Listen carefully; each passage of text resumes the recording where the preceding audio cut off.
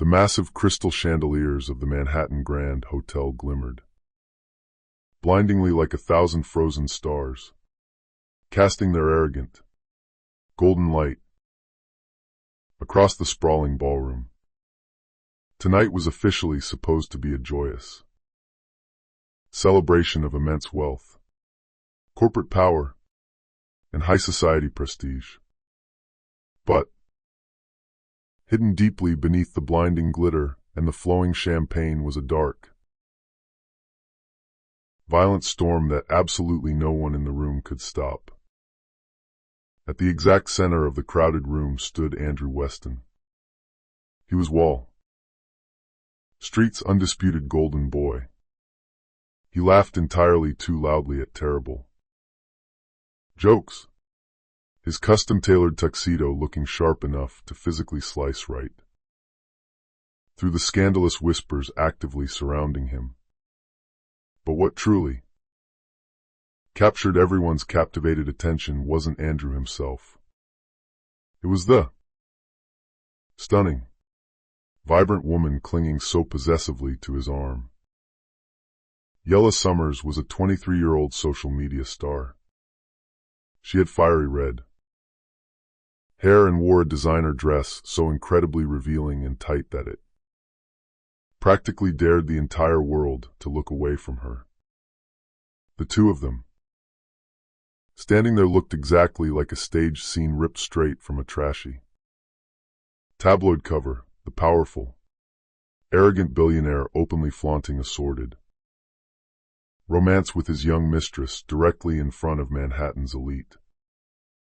Expensive crystal glasses clinked continuously.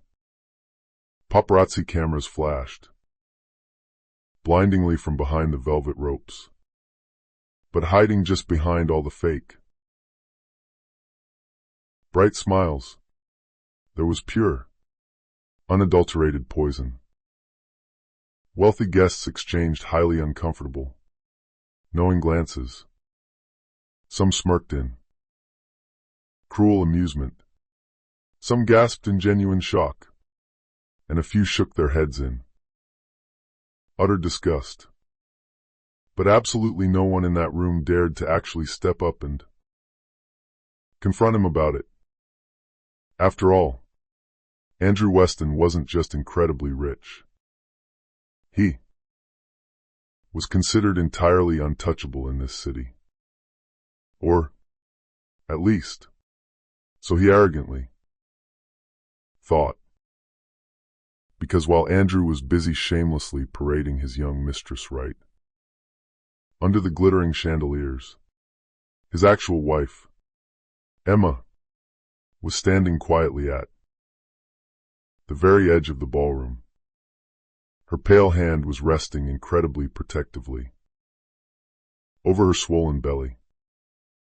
Emma Weston, exactly 6 months pregnant, wore a very simple, elegant ivory dress that absolutely didn't glitter under the bright lights.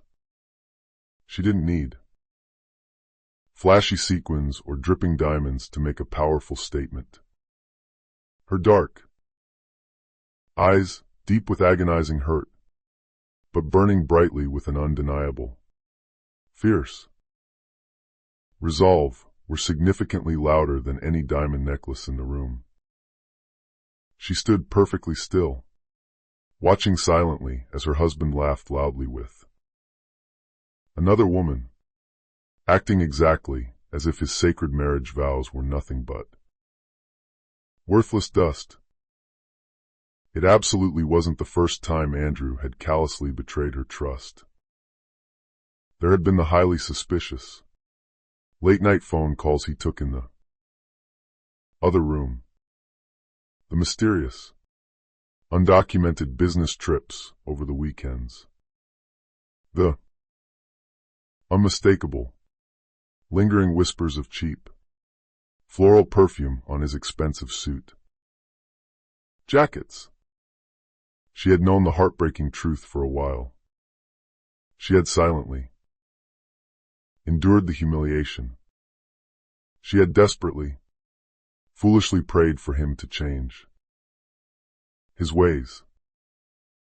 But tonight was entirely different.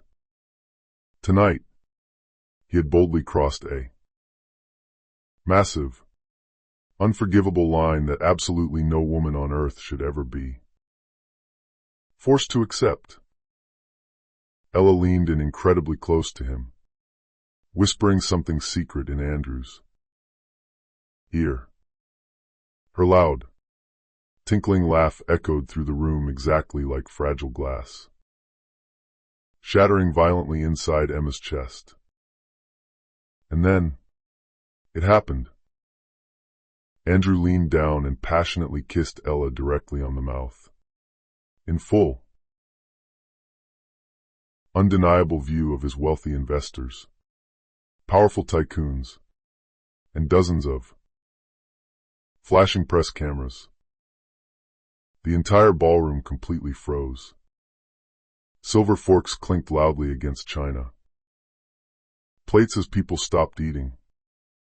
Shocked murmurs rose rapidly like ocean waves, crashing violently against the marble walls. A heavily pregnant wife, callously left behind in the shadows. A flashy young mistress proudly put on public display. And an arrogant husband who was entirely too drunk on his own power to care about the destruction he was causing. Emma's pale hand trembled slightly on her evening clutch, but her beautiful face absolutely didn't crumble into tears. Deep inside her chest, her battered heart finally cracked into 1,000 irreparable pieces, but she stubbornly held her chin incredibly high.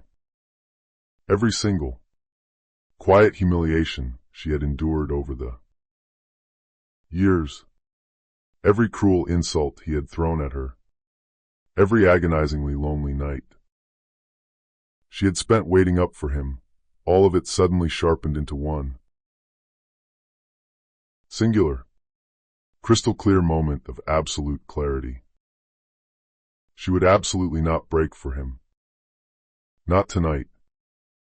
Not ever again. Slowly, deliberately, Emma turned away from the crowded ballroom. Her sensible heels clicked sharply against the marble floor, the rhythmic sound echoing loudly like a ticking countdown clock. A few sympathetic guests watched her walk away, genuine pity flickering visibly in their eyes. Others cowardly pretended not to notice her leaving, far too terrified of Andrew's immense corporate power to dare intervene or offer comfort. But what absolutely none of them in that room knew was that Emma had already made her final, permanent decision before she ever even arrived at the hotel. Back at their sprawling penthouse earlier that evening, she had calmly placed a thick, heavy set of legal papers squarely in the center of Andrew's mahogany desk. Divorce papers. They were already signed, heavily sealed, and completely irreversible. She had been entirely too afraid to do it for weeks. Absolutely terrified of the daunting prospect of raising a child completely alone. But utter betrayal has a funny, magical way of rapidly turning paralyzing fear into unquenchable fire. Now, as she confidently walked out of the opulent ballroom and into the lobby, she carried significantly more than just profound heartbreak. She carried her absolute freedom. Outside the hotel, the city air was incredibly crisp, heavy with the sharp, clean scent of impending rain. Emma hailed a passing black car, her hand physically shaking as she held her swelling belly protectively. Every single beat of her racing heart aggressively screamed at her that what she was doing was total madness. But she knew that absolute madness out on the streets was infinitely better than remaining in golden chains inside that penthouse. The car pulled smoothly away from the glowing hotel. Far behind her, Andrew was undoubtedly still basking arrogantly in the public spotlight, completely, blissfully blind to the massive storm that was about to violently crush his entire world. He had absolutely no idea that his quiet, obedient wife was completely done begging for tiny scraps of his fake love. He had no idea that tonight absolutely wasn't his grand public victory. It was the official, definitive beginning of his spectacular downfall. Emma's cell phone suddenly buzzed violently in her purse. She slowly pulled it out, fully expecting to see another cruel, tagged headline or a painful reminder of her husband's public betrayal. But the encrypted message flashing on the bright screen completely froze the breath in her lungs. Your private jet is completely ready. Please proceed immediately to the private terminal at Teterboro. Absolutely everything you need is already waiting for you. Emma blinked rapidly in sheer confusion. A private jet? She absolutely hadn't arranged for anything like that. She had absolutely no grand escape plan beyond simply walking out the front door tonight and checking into a quiet hotel. But the anonymous message was incredibly clear.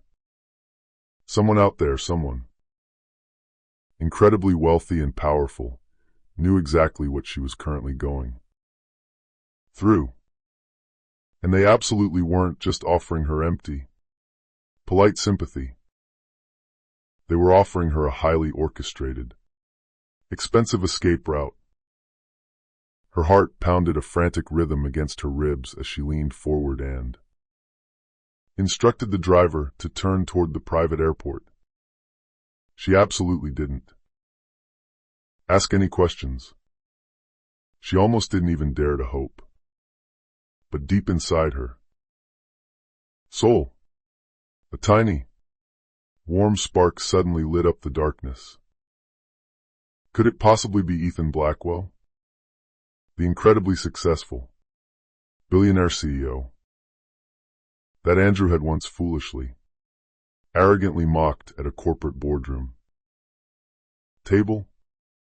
Ethan, the quiet, intense man with the dark eyes that always seemed to linger just a fraction of a moment longer on her than was strictly polite.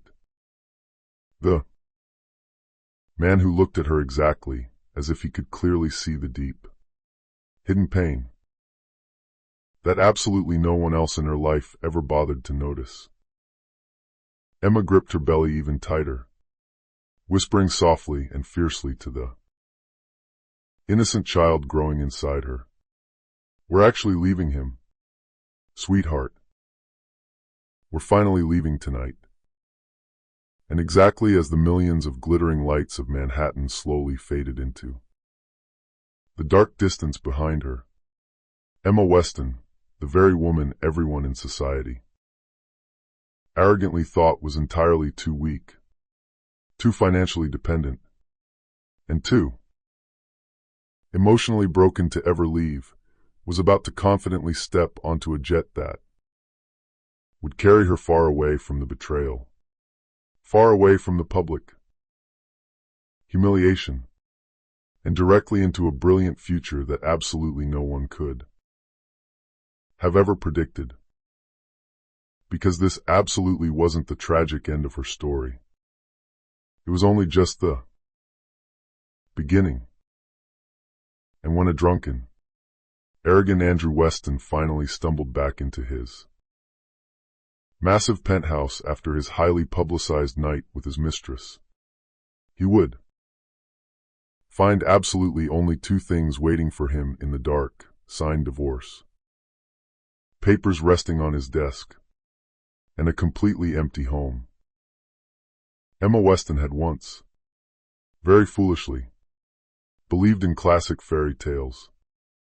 She had deeply believed in the specific kind of pure, unconditional love that could easily weather any dark storm. She believed in the kind of sacred marriage where two equal people built a beautiful world together, standing hand in hand against all odds. For a very brief, shining time, she honestly thought she had finally found exactly that.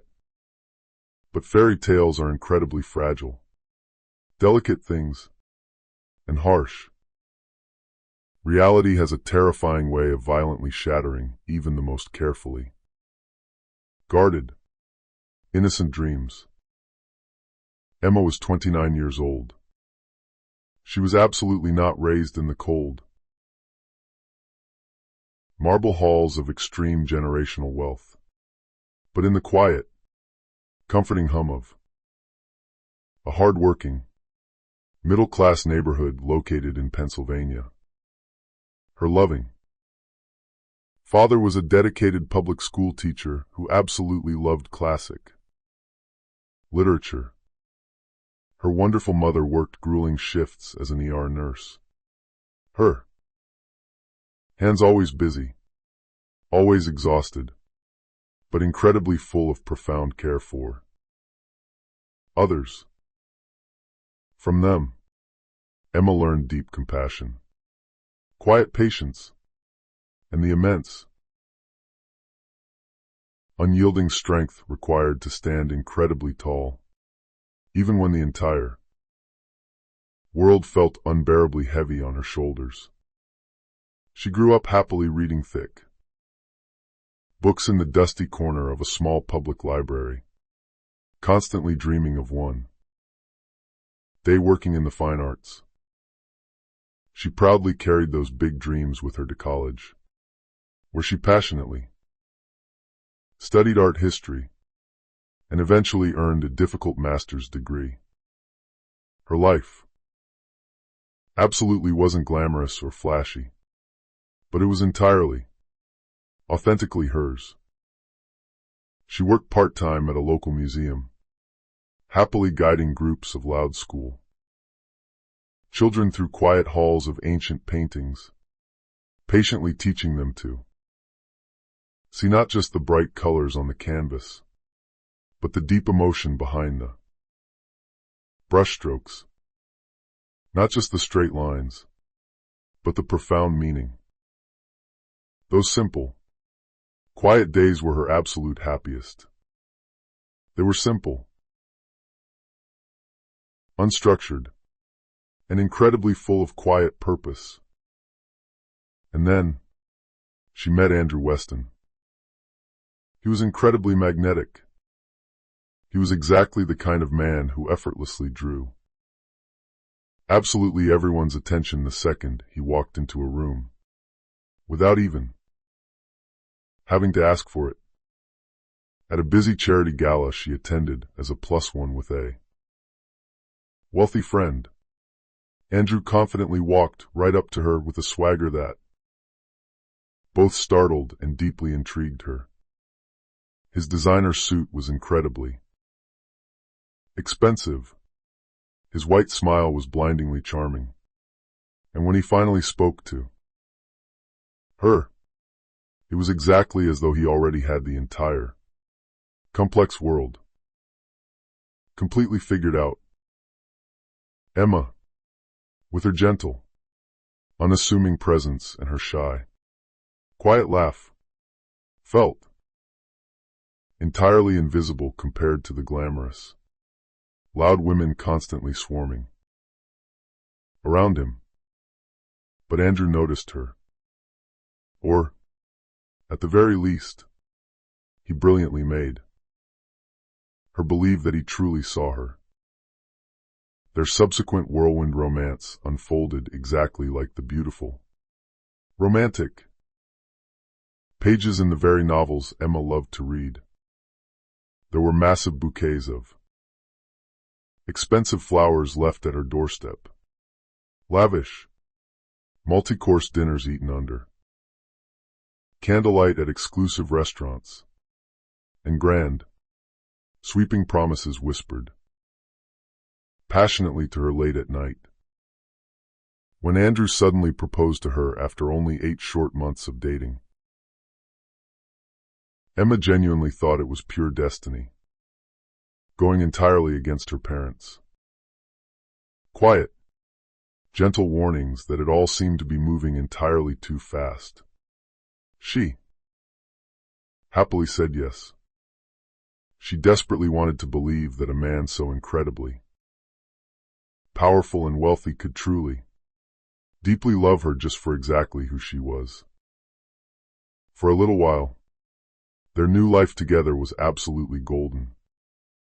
They lived in a sprawling, multi-million-dollar penthouse overlooking Central Park. They attended elite galas every weekend and smiled brightly for the flashing photographers on the red carpets. Andrew proudly introduced her to his world as his beautiful queen, and Emma naively believed her happy ending had finally arrived. But the deep, fundamental cracks in their foundation formed incredibly quickly. Andrew's famous, magnetic charm began to rapidly fade the exact second they were safely behind closed doors.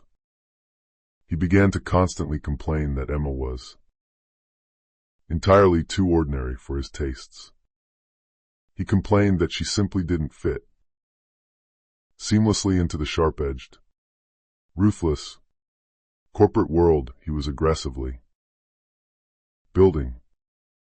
She was heavily urged by him to dress significantly flashier, to speak much less in public, and to smile significantly more whenever she was standing beside him at corporate events. Every single time Emma bravely tried to voice her own intelligent thoughts or opinions, Andrew would aggressively and condescendingly brush them aside. And then, the crushing loneliness set in. There were endless, dark nights when Andrew simply didn't come home at all. He offered flimsy, recycled excuses about late-night board meetings or sudden emergency business trips. Emma desperately wanted to believe him.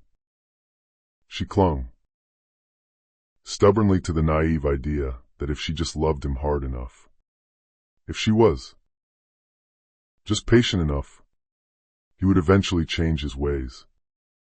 But the freezing, emotional distance between them only grew infinitely wider with each passing month. When Emma finally discovered she was pregnant, she honestly thought maybe absolutely everything would finally shift in their favor. She desperately imagined Andrew softening his hard edges, perhaps finally remembering the kind man who had once looked at her exactly as though she were the absolute only person in the room. For a very brief, fleeting moment, he actually did. He gently touched her swelling belly with something that genuinely looked like awe and wonder. He promised her he would always be there for them. He solemnly swore he would fiercely protect her and the baby from the world. But grand promises can be incredibly hollow, and Andrew's certainly were. As her difficult pregnancy progressed, Emma found herself completely alone. Significantly more often than not, the beautiful nursery she had so desperately hoped to design together with her husband was left entirely empty and untouched. Andrew spent absolutely all his nights at lavish fundraisers and elite Networking dinners that seemed to miraculously multiply with highly suspicious convenience. His cell phone was always heavily locked with new passwords. His charming smile absolutely never reached her anymore. Emma bore the immense, crushing loneliness incredibly quietly. She successfully hid her tears from the staff, constantly telling herself that she absolutely had to stay strong and healthy for the innocent child growing inside her. She flawlessly played the difficult role of the perfect, supportive wife in public. Even as highly toxic, scandalous whispers finally reached her ears. There were loud whispers of Andrew's constantly wandering eyes. Whispers of his new, fiery red-headed mistress, Ayla. Whispers of stolen, passionate nights spent in luxury hotel rooms that absolutely weren't his own. Still, Emma stubbornly endured it all. Because true love often makes massive fools of us all, and desperate hope is a stubborn, flickering flame that absolutely refuses to die easily. She constantly remembered the charming, boyish grin that had once made her young heart race so fast. She remembered the passionate promises of forever whispered in the dark. She honestly thought that if she just waited it out, if she just patiently endured a little bit longer, he would eventually return to her. But the exact night she saw him passionately kiss Ella directly in front of hundreds of people at the gala, the absolute truth crashed down on her like a deafening thunderclap. There was absolutely no saving what they had. There was absolutely no fairy tale left to fight for. Deep inside her soul, Emma completely broke into a million pieces. But on the outside, she stood incredibly tall. And in finding that physical strength, she unexpectedly found something she hadn't felt in years: absolute, undeniable resolve. For the very first time in her adult life, Emma absolutely wasn't thinking about desperately saving her toxic marriage. She was only thinking about saving herself. She was fiercely thinking about the innocent baby who absolutely deserved so much more than a pathetic father who mocked love, and a weak mother who was entirely too afraid to fight for her own dignity. The naive, trusting woman who had once foolishly believed in fairy tales was completely, permanently gone. In her place stood someone entirely new. Someone absolutely ready to violently rewrite her own story. And that new, powerful story officially began with a single, dark ink signature on a thick stack of divorce papers. Emma had smoothly slid the heavy silver pen across the page in their dark penthouse earlier that evening, her pale hand remaining incredibly steady. Despite the massive, raging storm of emotion inside her chest. When the ink finally dried, she had placed the thick documents neatly and prominently in the center of Andrew's mahogany desk. It was officially over. Not tomorrow. Not someday in the future. Tonight. As she closed the heavy leather folder, a single, hot tear had rolled slowly down her pale cheek. She absolutely wasn't crying for him anymore. She was crying in deep mourning for the entire year she had foolishly wasted believing in a terrible man who had never, ever truly seen her worth. She whispered fiercely to herself, to her unborn child, and to the massive, glowing city outside her window. We absolutely deserve so much better. And deep down in her bones, Emma knew with absolute certainty that she was right. She had absolutely no idea exactly what waited for her on that private jet. She had no grand master plan, no physical map to follow. But she currently possessed something infinitely more powerful than mere hope. She had ironclad resolve. And as the freezing rain finally began to fall heavily against the thick glass windows of the penthouse, Emma Weston, heavily pregnant, publicly abandoned, but absolutely no longer afraid of the dark, was about to make a massive choice that would violently shock not only her arrogant husband, but the entire watching world. The massive, sprawling city of New York never truly sleeps, and neither did the elite, toxic world the Westons inhabited. From the outside looking in, their entire life was painted beautifully in solid gold. They had massive penthouses, fleets of black limousines, and glittering, exclusive soirees that most normal people could only ever glimpse longingly on the glossy pages of high-end magazines. To the oblivious strangers who saw them smile brightly at charity galas or step gracefully out of black cars onto red carpets, Andrew and Emma looked exactly like the absolute perfect couple.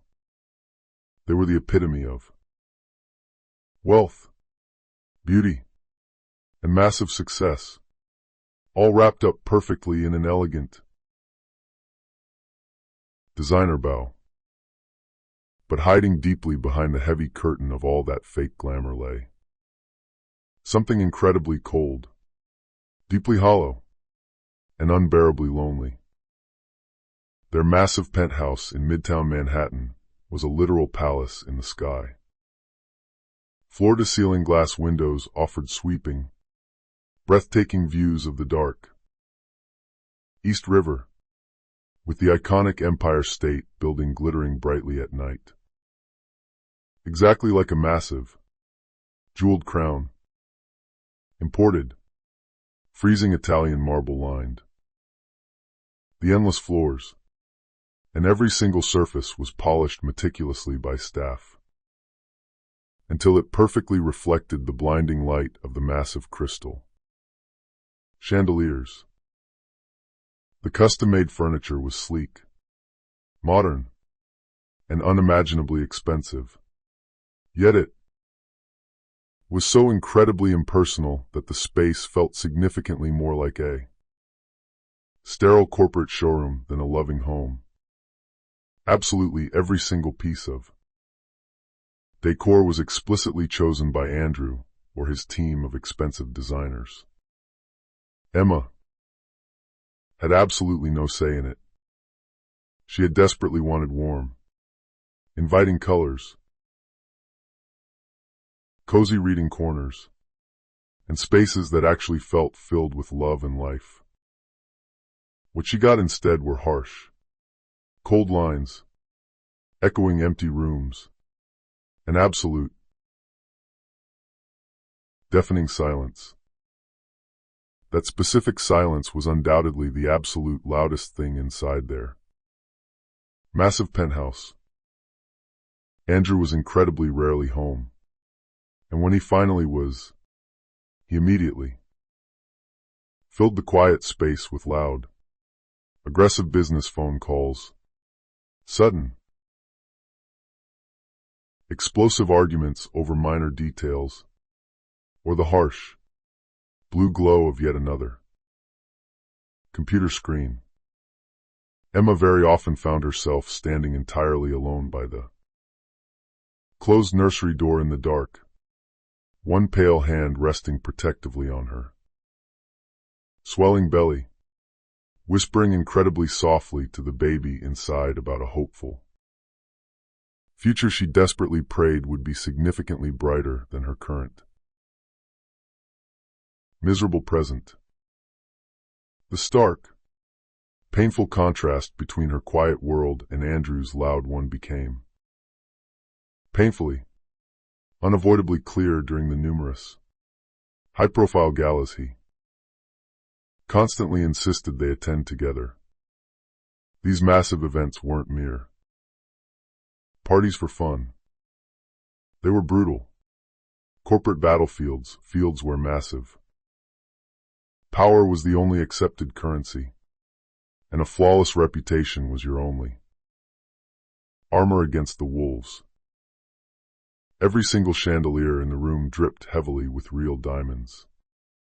Every table bloomed beautifully with rare, exotic flowers that literally cost more than a full month's rent in the humble, working-class neighborhoods Emma once knew and loved. Expensive vintage champagne flowed endlessly like water, and the polite conversations were actually sharp, veiled, verbal daggers expertly wrapped in fake, polite laughter.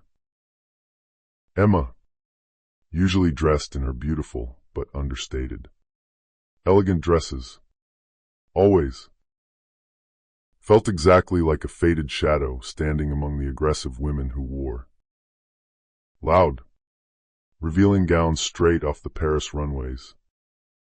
Their wrists were always heavy with massive, gaudy jewels, and their perfectly painted lips constantly curled with a specific, toxic kind of arrogant confidence born entirely from immense privilege and old money.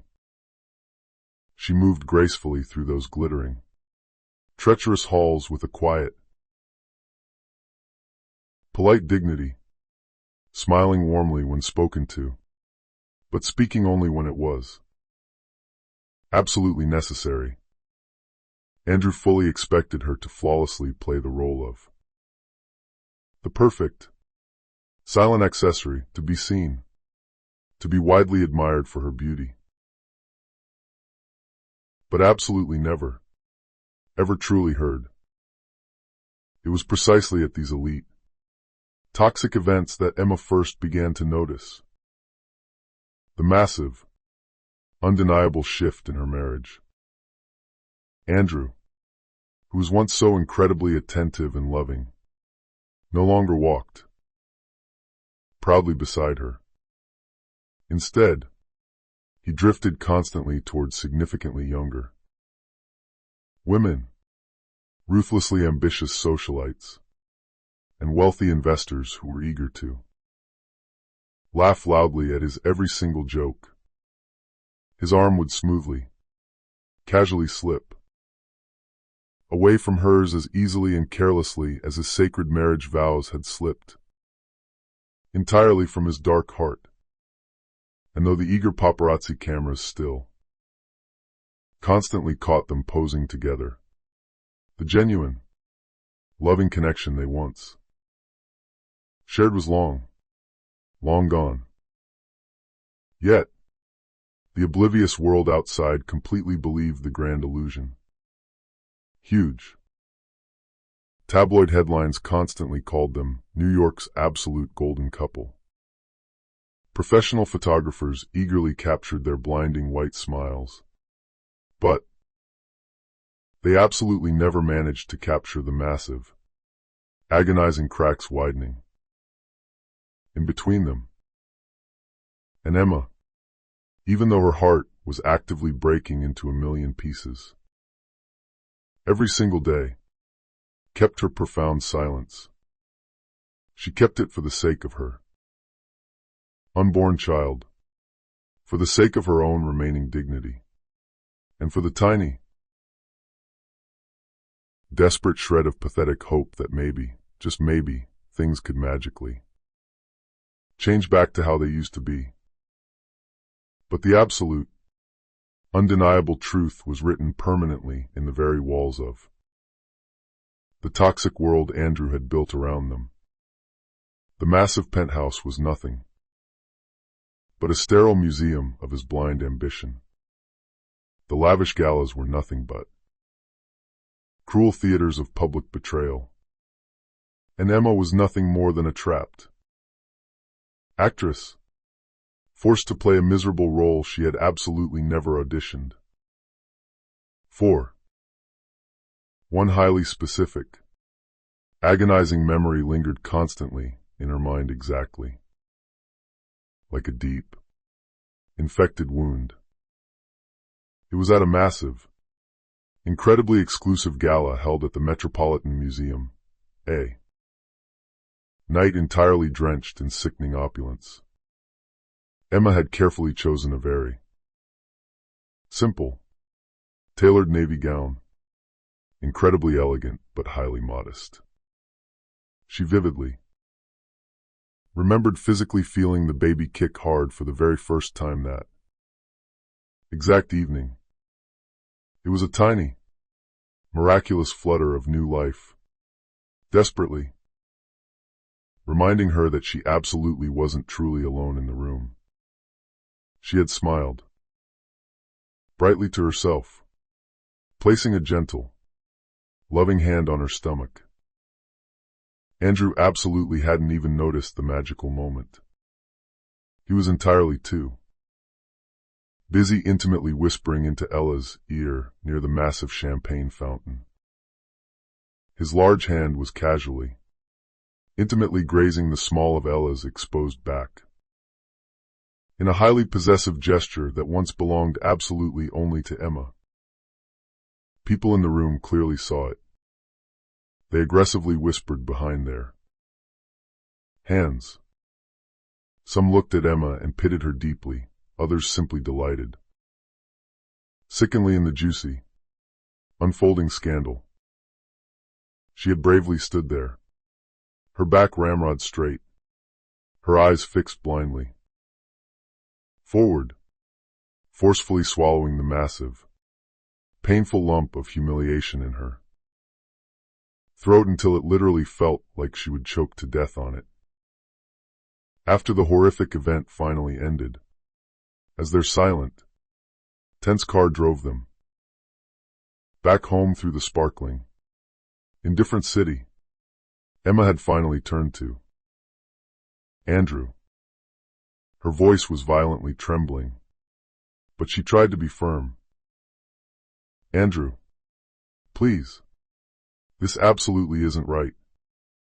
We are having a baby together. I desperately need you to be with me. He had looked at her and laughed. It was an incredibly cold, utterly dismissive sound. Don't be so ridiculously dramatic, Emma. This is exactly how the real world works. You'll just have to get used to it. Those incredibly cruel words echoed loudly and painfully in her head long after that night. You'll get used to it. He said it as though constant, public betrayal were just a normal, daily routine. As though public humiliation were just an uncomfortable, itchy dress she should simply learn how to wear with a smile. But she couldn't do it. She absolutely wouldn't do it. And so, as the agonizing weeks passed by, Emma began to finally see the absolute truth significantly more clearly than ever before. The glittering, powerful world Andrew had built was absolutely never going to be hers. She was just a temporary, unwanted guest residing in his massive empire. She was barely tolerated, and she was absolutely never genuinely cherished. Her entire role was purely decorative. Her voice was violently silenced, and her unconditional love was completely, utterly taken for granted. Yet, the very same glittering, toxic world that had once successfully trapped her would very soon become the ultimate, explosive stage for her glorious liberation. Because hidden safely behind the heavily closed doors of their penthouse, Emma had already drawn an absolute, permanent line in the sand. The signed divorce papers were significantly more than just black ink on white paper. They were her powerful, undeniable declaration of absolute freedom. She absolutely no longer cared about keeping up fake, high society appearances. She no longer feared the cruel, judging whispers of strangers. She was entirely, completely done playing the role of the perfect, submissive wife in a dark, twisted world that was absolutely never perfect at all. The exact same grand, opulent settings that had once been used to humiliate her, the massive ballrooms, the towering penthouse, the endless, blinding spotlight, would very soon witness something infinitely more shocking than a simple cheating scandal. It would actively witness a powerful woman gloriously rising from the ashes of her old life. She would no longer be a silent, pretty accessory, but an unstoppable force powerful enough to violently change absolutely everything.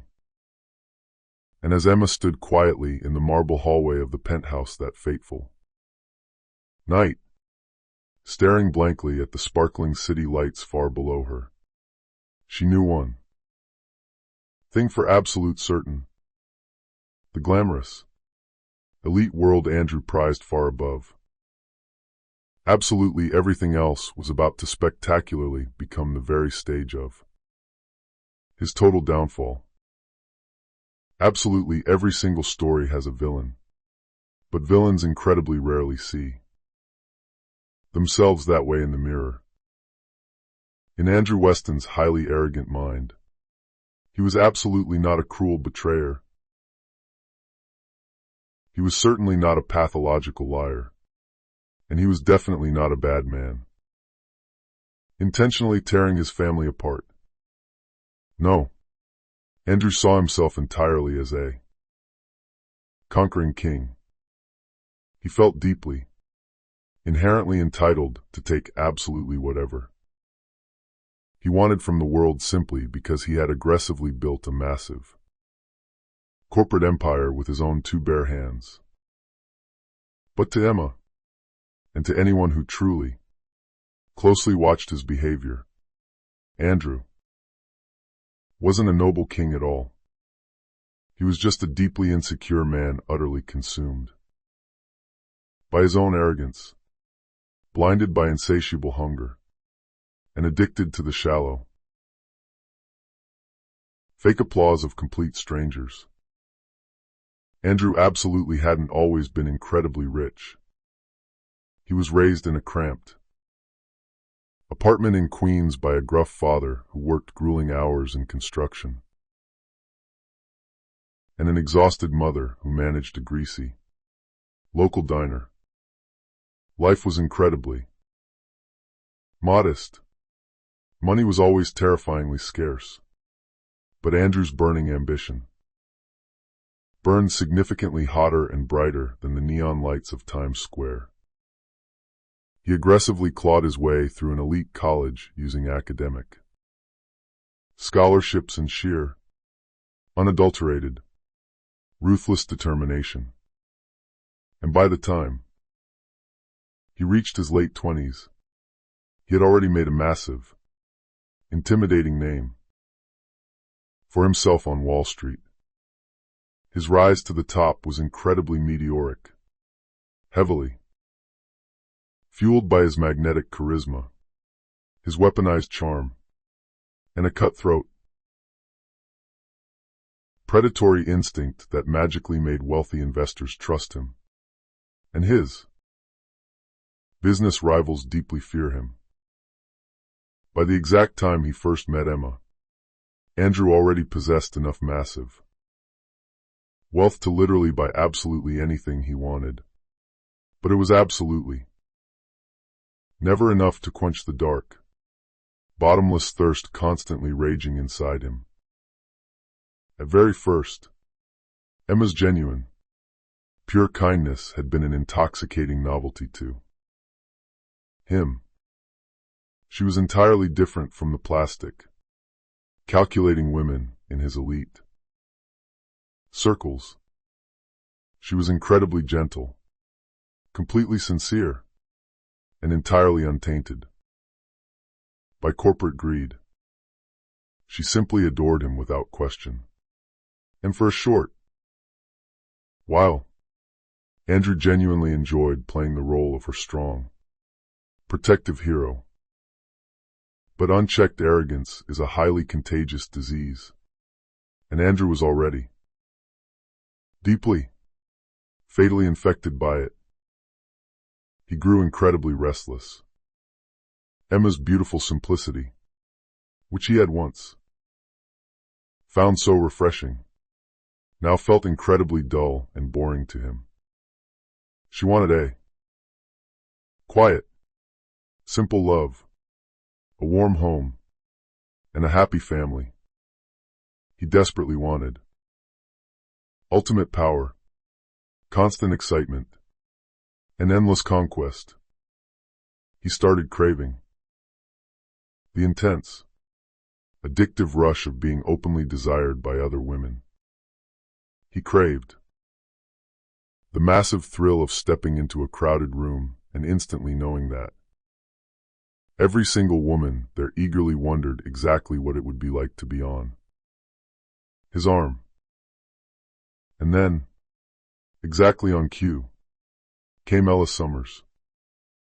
At only 23 years old, Ella was absolutely everything Emma was not. Or, at least, everything Andrew foolishly believed she was not. She was incredibly loud and obnoxious where Emma was soft and thoughtful. She was aggressively bold where Emma was politely modest. She expertly knew exactly how to work a camera, exactly how to pose so every single angle screamed absolute perfection. She was a rapidly rising social media influencer, a girl who had masterfully turned her entire fake life into a public spectacle, and her physical beauty into cold, hard currency. They met at a highly exclusive, elite networking event that Andrew had attended. Alone, Ella had aggressively maneuvered her way onto the VIP guest list, even though she had absolutely no real business reason to be there. She wasn't a wealthy investor or a corporate partner. She was simply stunningly beautiful. And in that world, that was often more than enough. Andrew noticed her almost instantly. The bright, fiery red hair, the incredibly daring, revealing dress, the loud, practiced laugh that rang through the air, like a piercing bell that absolutely no one could ignore.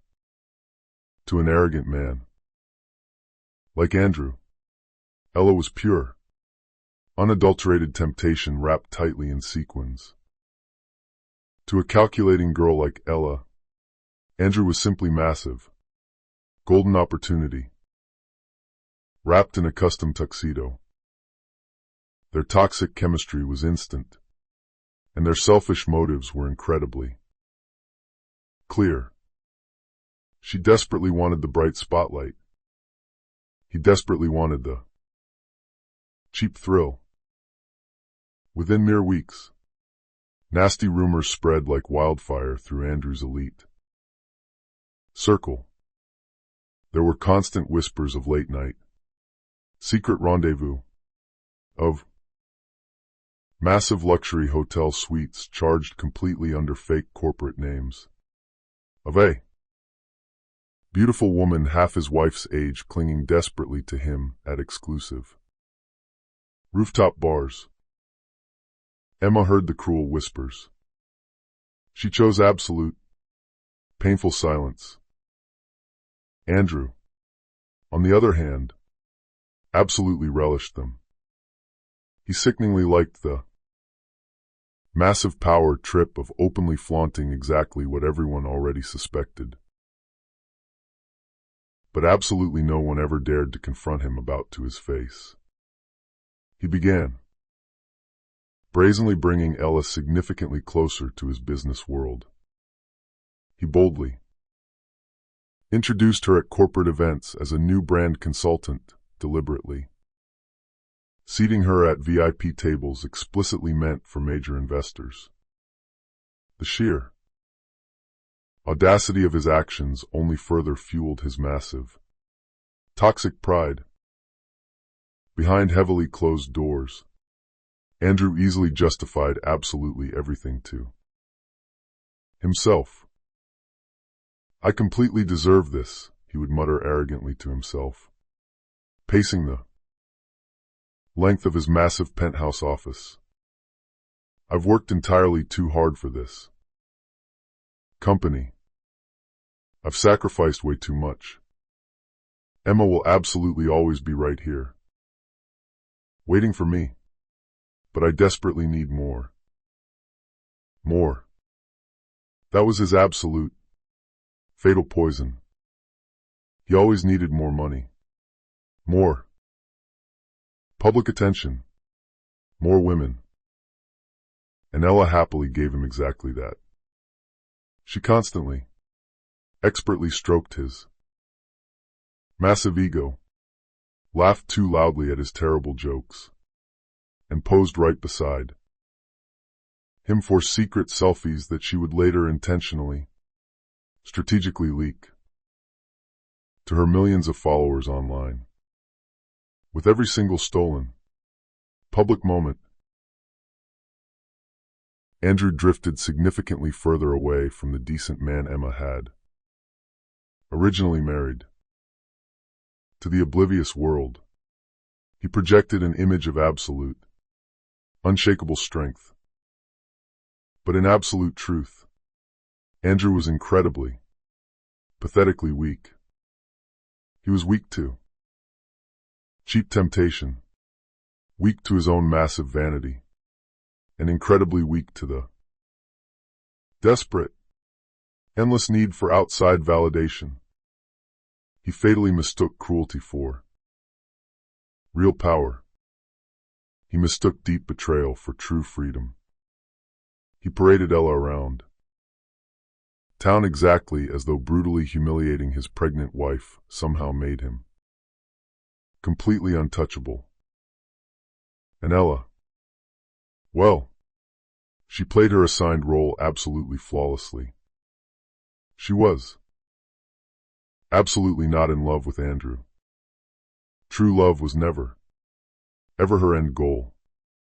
She was just incredibly hungry for elite status, for VIP access, and for the massive thrill of watching a highly powerful man eagerly bend the entire world just for her amusement.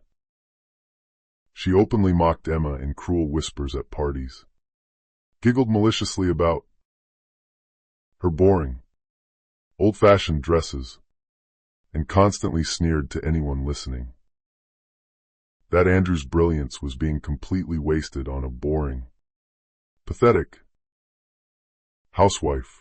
To Ella, Emma was entirely invisible, just a minor, annoying obstacle she had already easily conquered simply by existing on Andrew's arm. Together, they were absolute, toxic poison brilliantly disguised as high society glamour. Andrew was the arrogant husband who betrayed his vows completely, without shame. Ella was the vicious mistress who actively thrived on cruelty. They strutted proudly into massive ballrooms exactly as if the entire world belonged only to them, completely oblivious to the massive, violent storm rapidly brewing just beyond the marble doors. But arrogant villains absolutely never see their own disastrous ending coming. Andrew genuinely thought his massive empire was entirely untouchable, and his quiet wife was entirely too weak to ever fight back. Ella genuinely thought she was firmly on the fast track to officially becoming the brand new Mrs. Weston. Absolutely neither of them realized that the very woman they constantly mocked, the woman they so callously dismissed, was quietly gathering a massive strength, significantly more powerful than their combined arrogance. And very soon, the exact same glittering ballrooms that had once loudly echoed with Andrew's mocking laughter would bear silent witness to his total, utter disgrace. Because while Andrew was busy aggressively kissing Ella right under the bright chandeliers, his incredibly strong, pregnant wife was already meticulously preparing a massive, devastating reckoning that absolutely neither of them could ever escape. The horrific night of ultimate betrayal was absolutely not hidden away in dark shadows. It was not quietly whispered about in secret.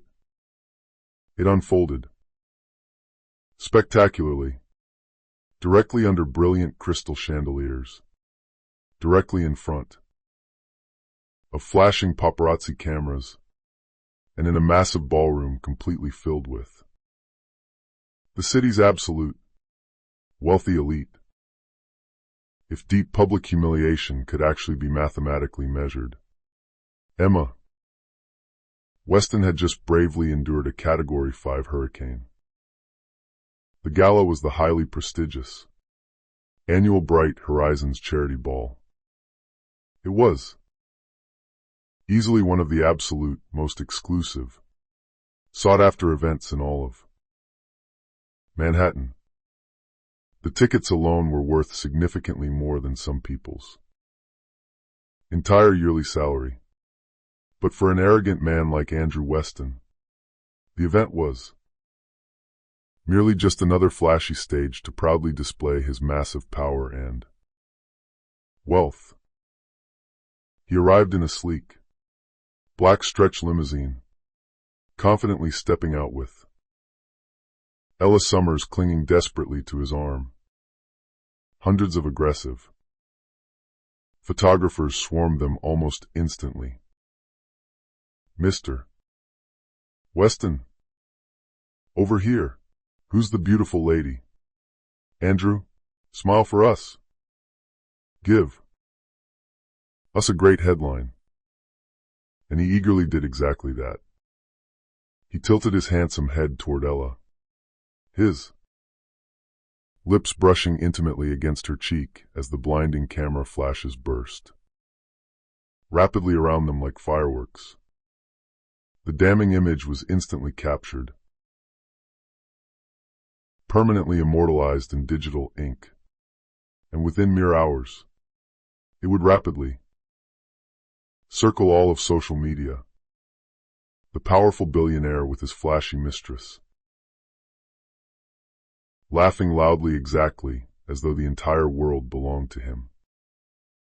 But what Andrew absolutely didn't expect to see tonight was Emma. She honestly hadn't planned to attend the gala. She absolutely hadn't wanted to endure yet another agonizing night of enduring fake plastic smiles and listening to whispered, condescending pity from the elite wives. But something incredibly deep and primal in her heart suddenly told her she had to go. Not for Andrew's sake, and absolutely not for appearances, but entirely for herself. She carefully chose to wear a stunning gown of soft, ivory silk. It was incredibly simple, but utterly timeless. It was the specific kind of elegant dress that didn't aggressively scream for attention, yet it effortlessly commanded it simply by its quiet, undeniable dignity. Her dark hair was swept back elegantly, her dark eyes incredibly steady and fierce. Emma arrived at the massive gala entirely alone.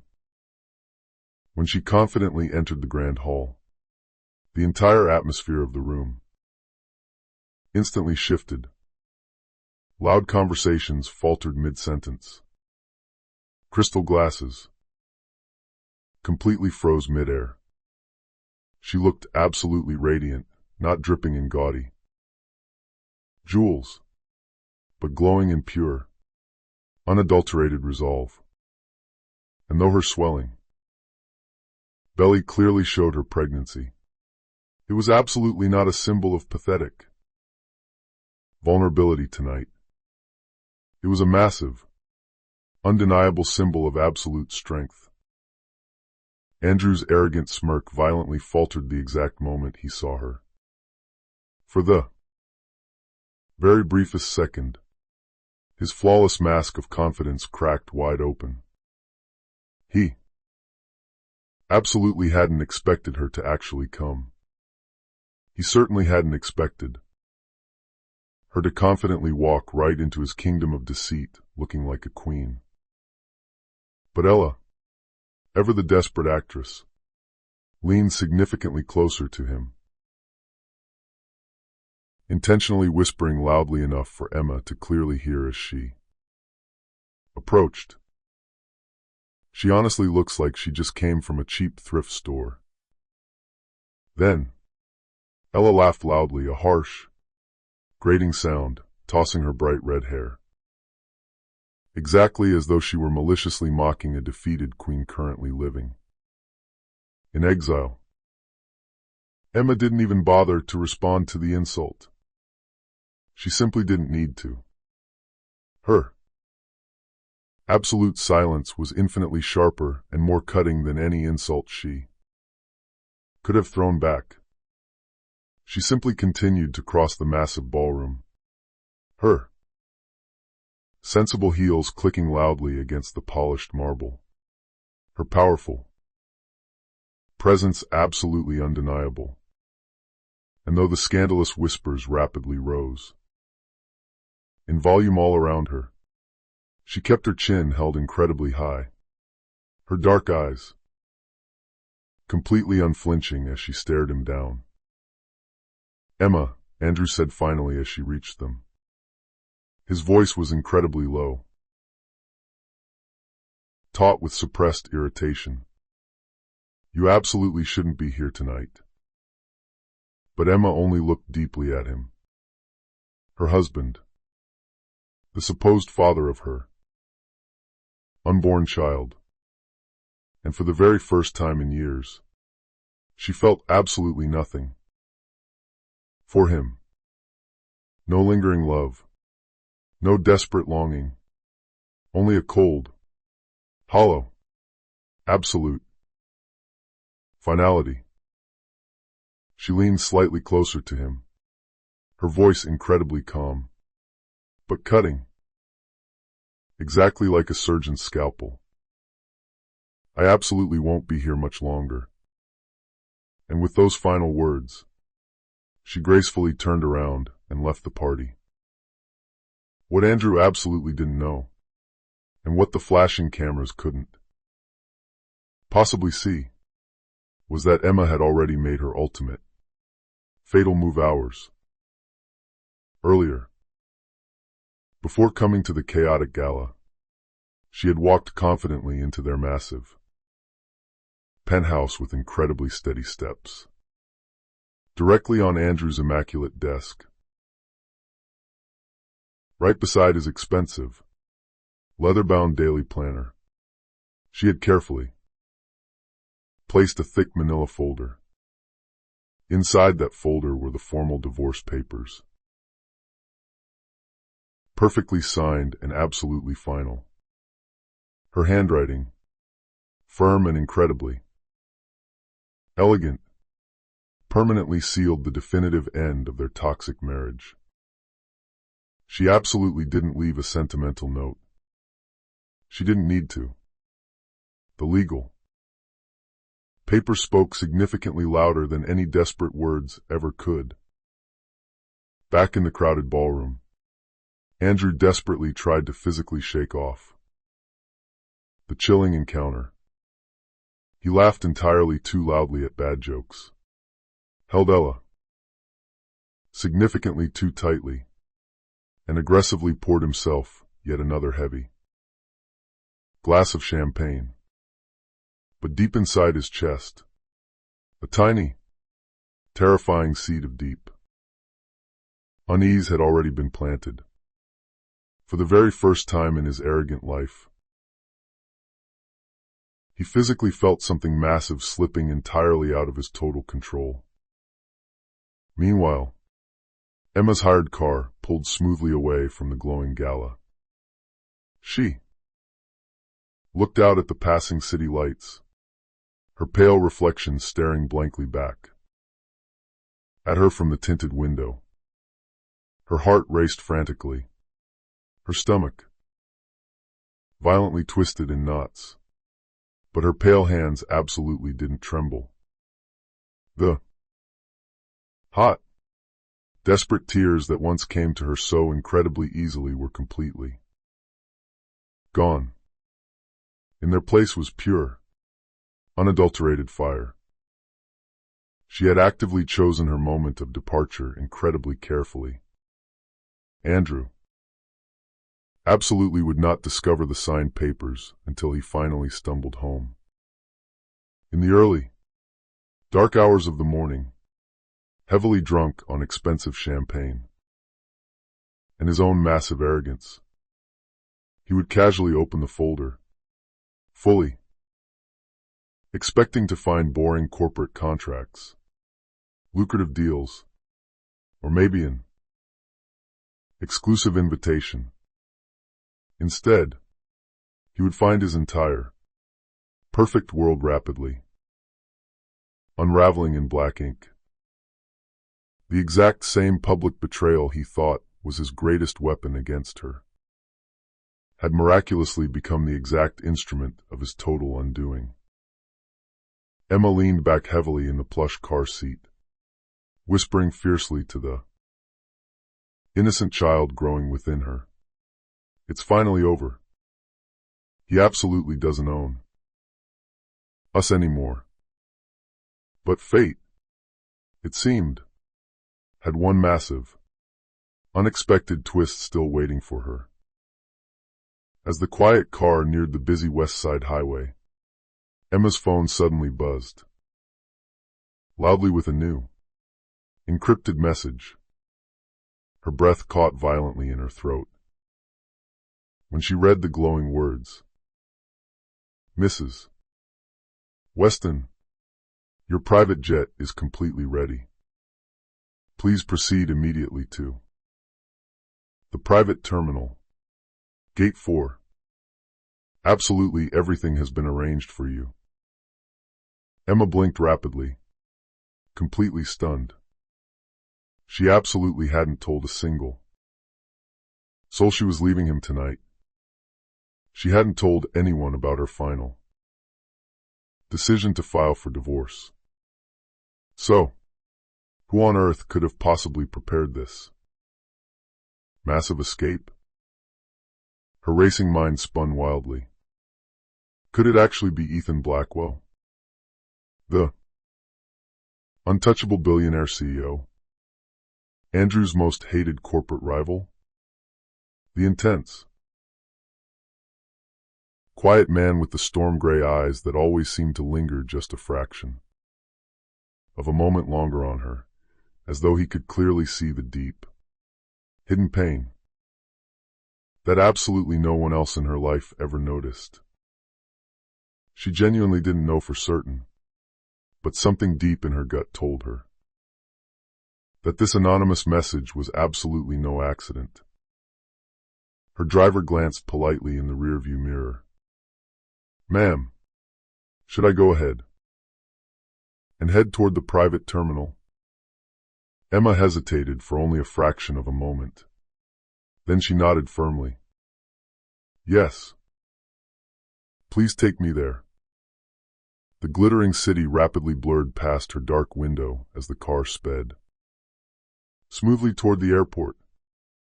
For the very first time in agonizing years, Emma actually felt something she thought she had permanently lost: possibility.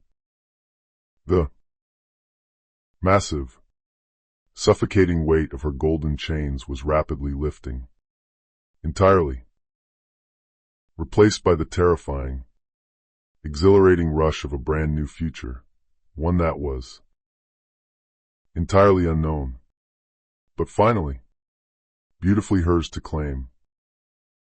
Back at the raucous gala, Andrew was still arrogantly basking in the shallow glow of his mistress's fake laughter, utterly, completely oblivious to the massive, destructive storm actively waiting for him in his dark penthouse. With Ella draped lazily across him like a cheap crown of thorns, he arrogantly raised a crystal glass exactly as if he were toasting his own absolute, untouchable invincibility. But what he completely failed to realize was that the massive corporate empire he foolishly worshipped, the sacred marriage he had callously mocked, and the perfect life he so arrogantly thought he completely controlled, was currently slipping right through his greedy fingers exactly like dry sand. And when the long night finally ended, Andrew would return alone to find a completely silent, empty penthouse, a single manila folder, and the shocking,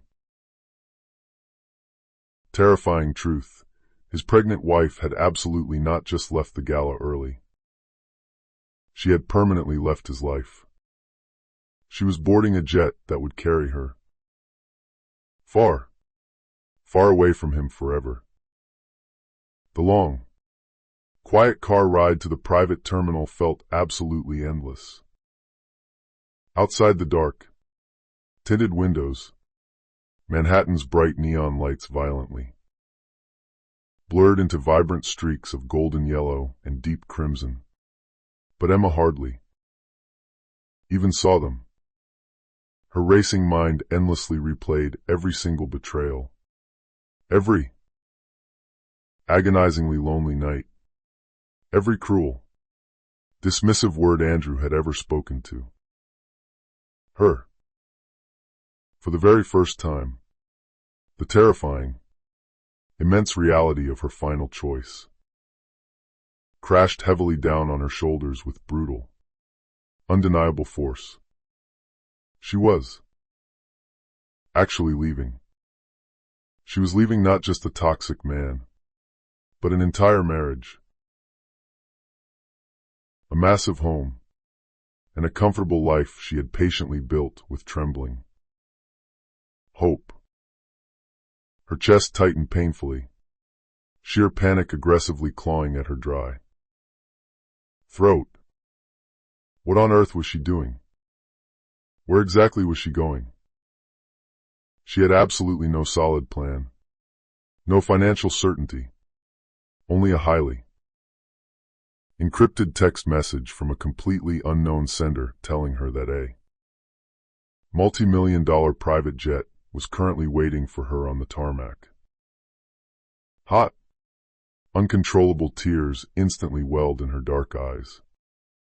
She pressed a shaking hand firmly to her swollen belly, whispering into the quiet car, "I am so sorry, baby. I honestly don't know what's going to happen to us." Her voice cracked violently, physically trembling exactly as though speaking the Terrifying words out loud somehow made her perceived failure entirely real. The heavy car pulled smoothly into the quiet, highly secure private terminal. Massive, bright floodlights brilliantly illuminated several sleek, expensive jets lined up perfectly on the dark runway, their powerful engines humming incredibly softly like massive predators patiently waiting to take flight. The professional driver stopped the car, put it in park, and turned to her. Politely. "We've arrived, ma'am." Emma completely froze in her seat. Her legs felt incredibly heavy, like lead. Her hard-won courage was rapidly crumbling into dust. What if this was all a massive, terrible mistake? What if she truly couldn't manage to survive out in the real world completely on her own? She had lived quietly under Andrew's massive, imposing shadow for so incredibly long that true independence felt exactly like a hostile, foreign country, utterly terrifying and completely unknown. Her cell phone suddenly buzzed again in her purse. Another message. Absolutely. Everything will be all right. Just step forward. You are absolutely not alone. Tonight. Emma's throat tightened painfully. She desperately wanted to believe the message, but her profound doubt screamed significantly louder in her mind. She stumbled awkwardly out of the warm car, the freezing night air aggressively biting against her pale skin. The massive terminal was incredibly quiet, almost eerily so, exactly as if the entire world itself was holding its collective breath for her next move. She walked incredibly slowly toward the brightly lit hangar, each and every single step feeling infinitely heavier than the last. Her tired body physically trembled, and not just from the biting cold, but from sheer, unadulterated fear. She had absolutely never felt so completely vulnerable in her entire life. She was heavily pregnant, publicly abandoned, emotionally betrayed, and now she was standing terrified on the very edge of a massive decision that would permanently define the absolute rest of her entire life. The hot tears came significantly harder now, violently breaking past the heavy protective walls she had tried so desperately to build around her heart. She leaned heavily against her rolling suitcase, sobbing completely silently in the dark. She thought longingly of the beautiful, expensive nursery back in the penthouse, still completely empty. She thought of the exact way Andrew had once gently kissed her forehead years ago, a sweet, loving memory so incredibly distant now. It felt exactly like a cruel lie.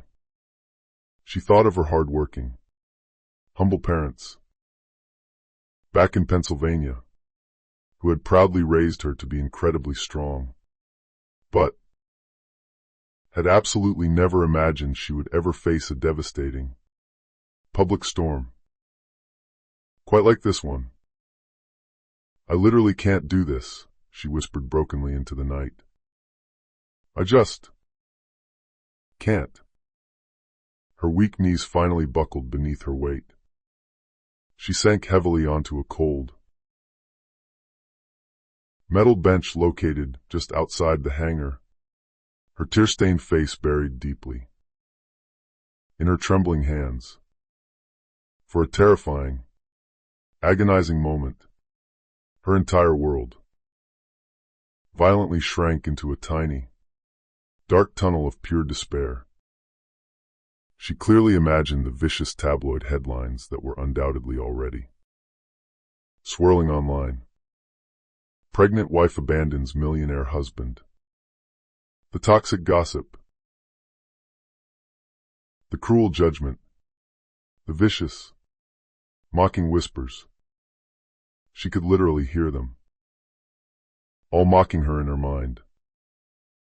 What if she was making a terrible, life-ruining mistake? What if she couldn't successfully provide for her innocent child alone? What if Andrew was actually right all along? That she was just ordinary, weak, and entirely replaceable? The overwhelming fear actively consumed her until she could barely even draw a full breath. She gasped loudly for air, physically trembling, her hot tears falling rapidly onto the cold, marble floor directly beneath her expensive shoes.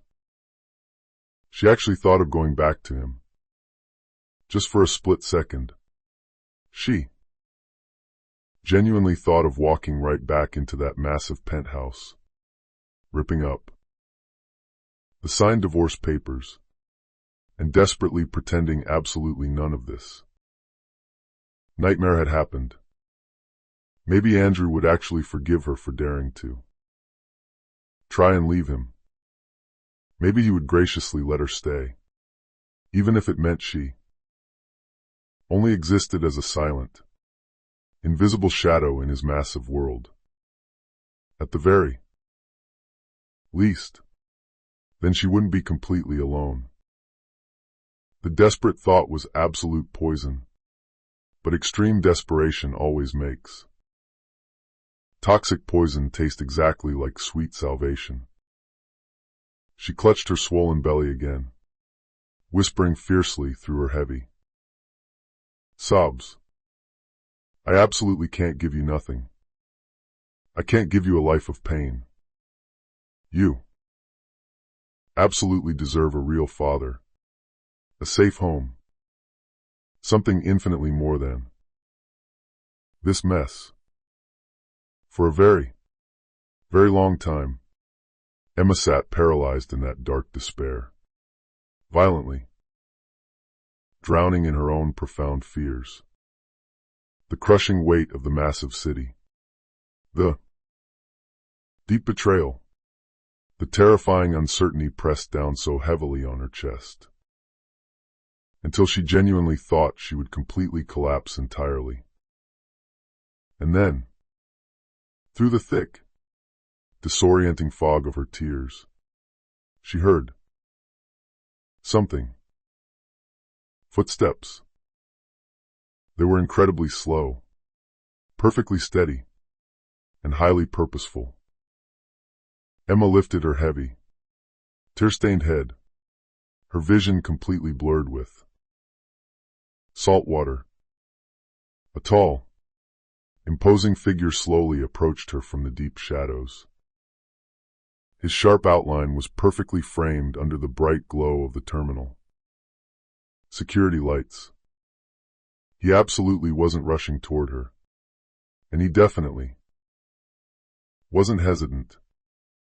He walked with a calm, absolute certainty, exactly as though he had been patiently waiting for this exact, specific moment for his entire life.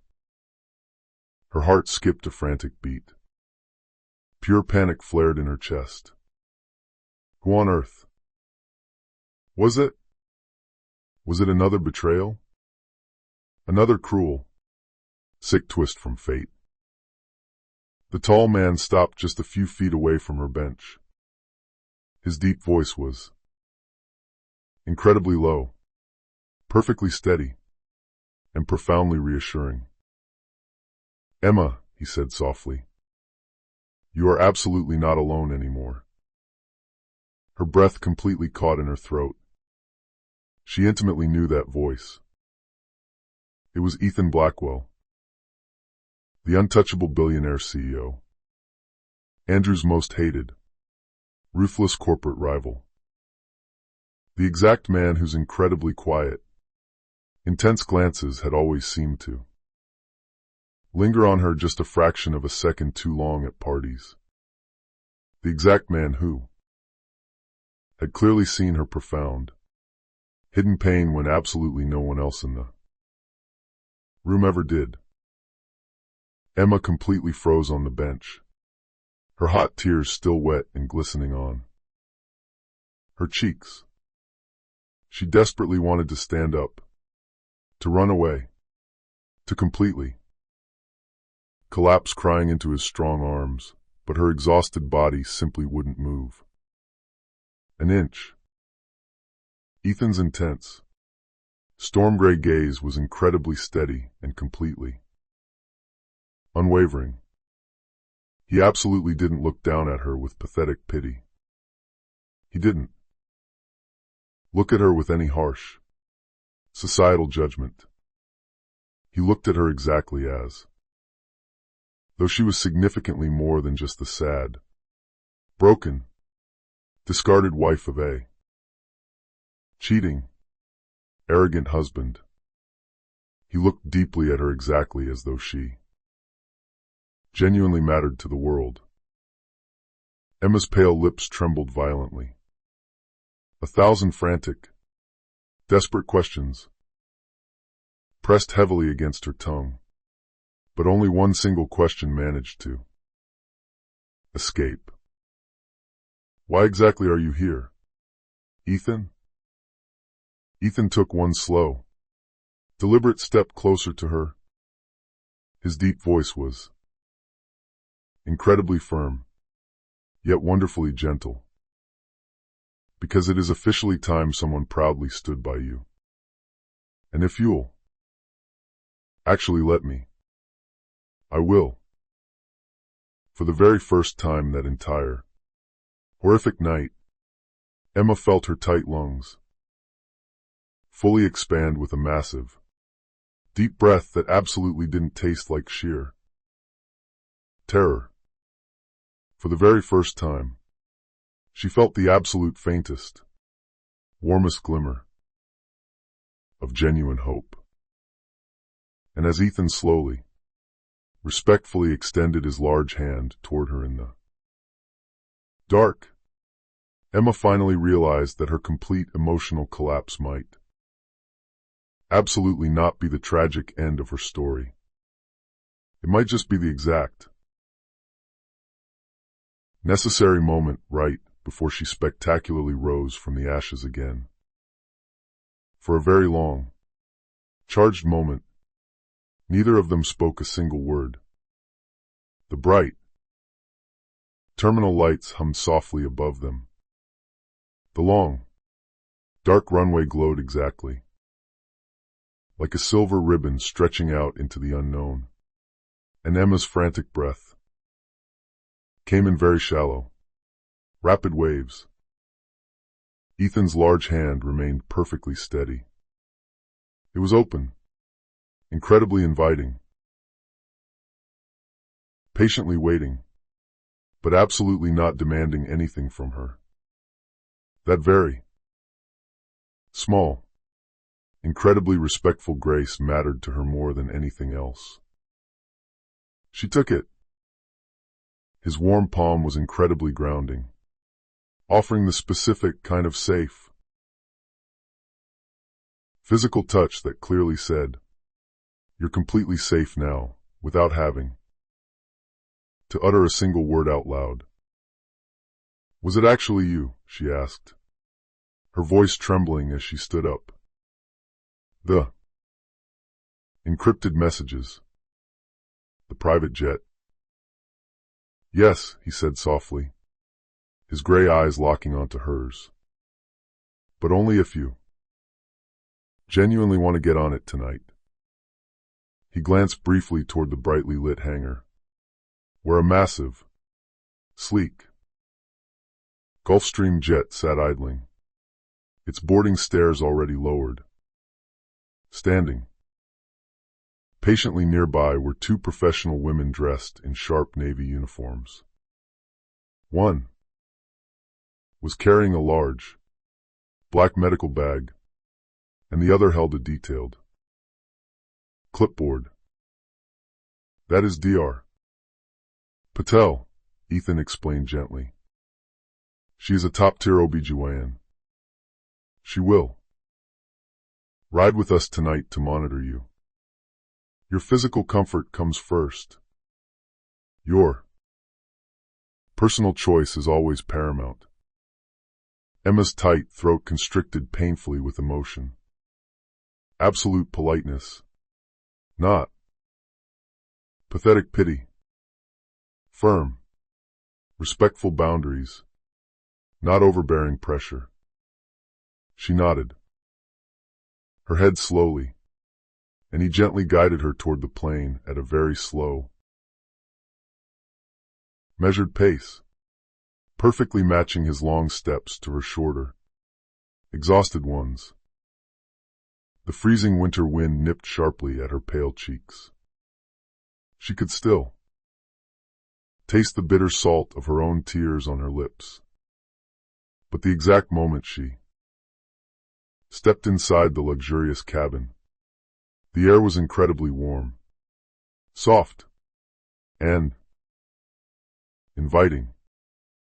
There was absolutely no suffocating, cheap perfume heavy enough to make her nauseous. No blinding, flashing paparazzi cameras in her face.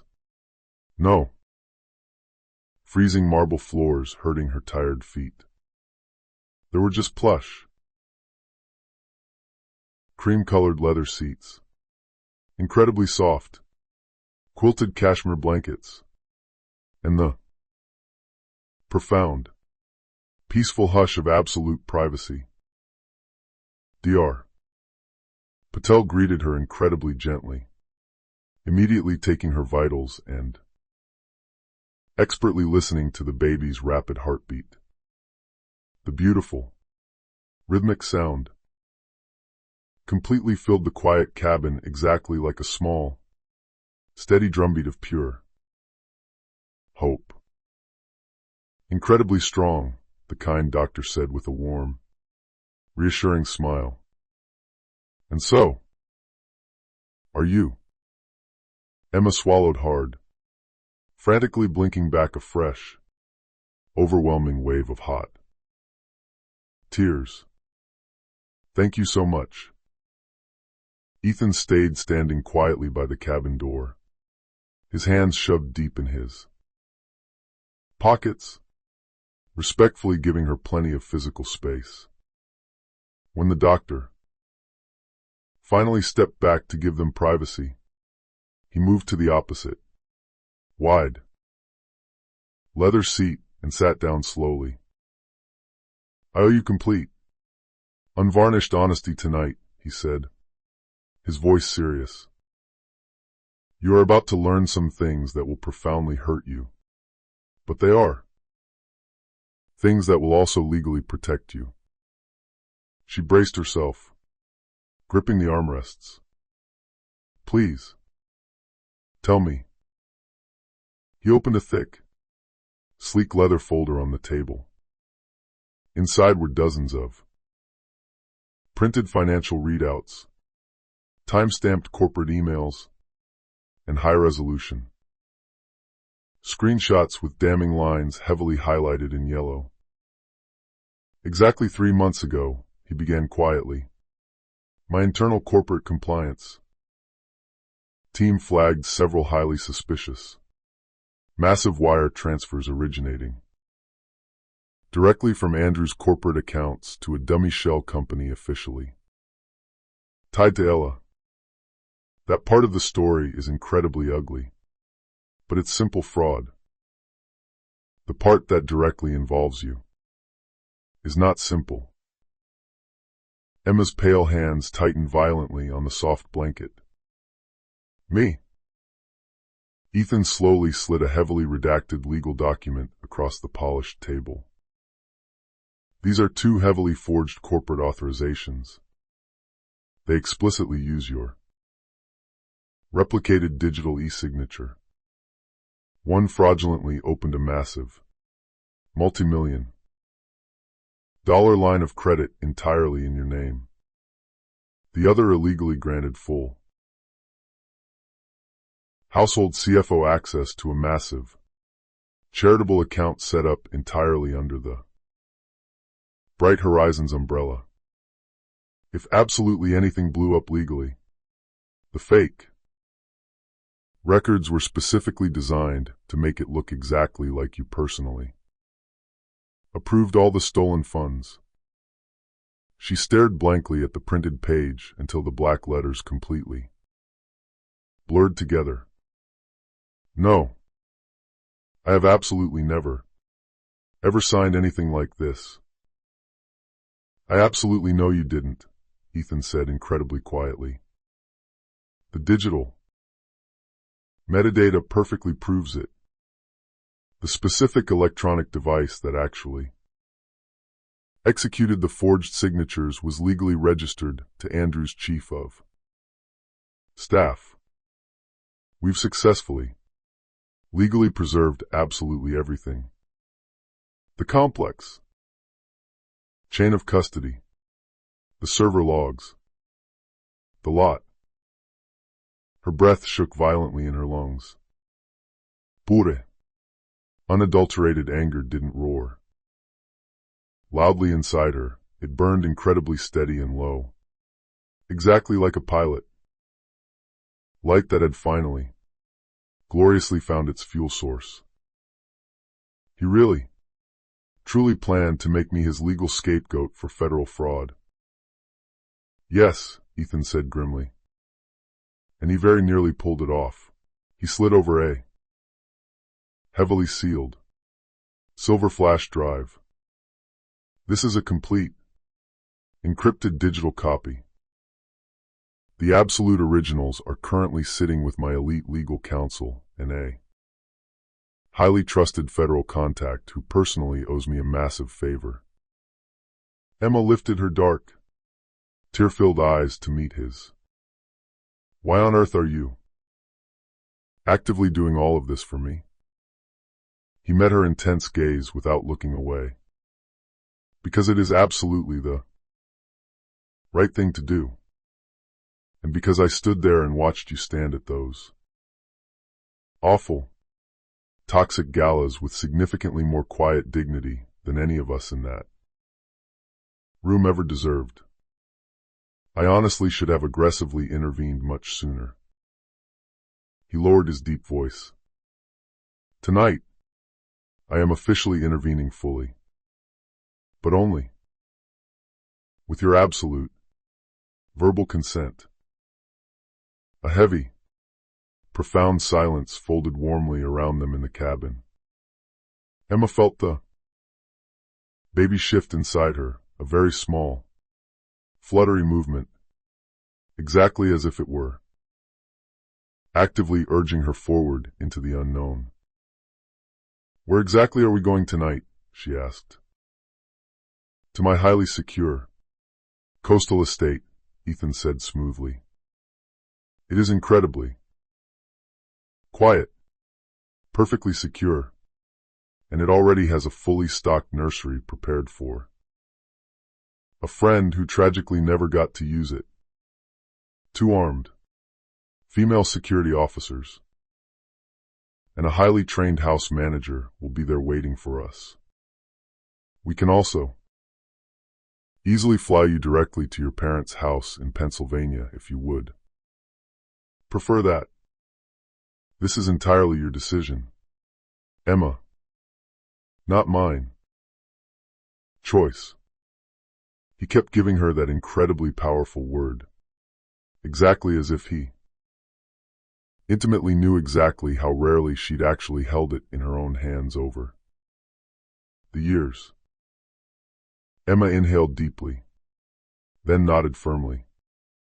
Your house tonight.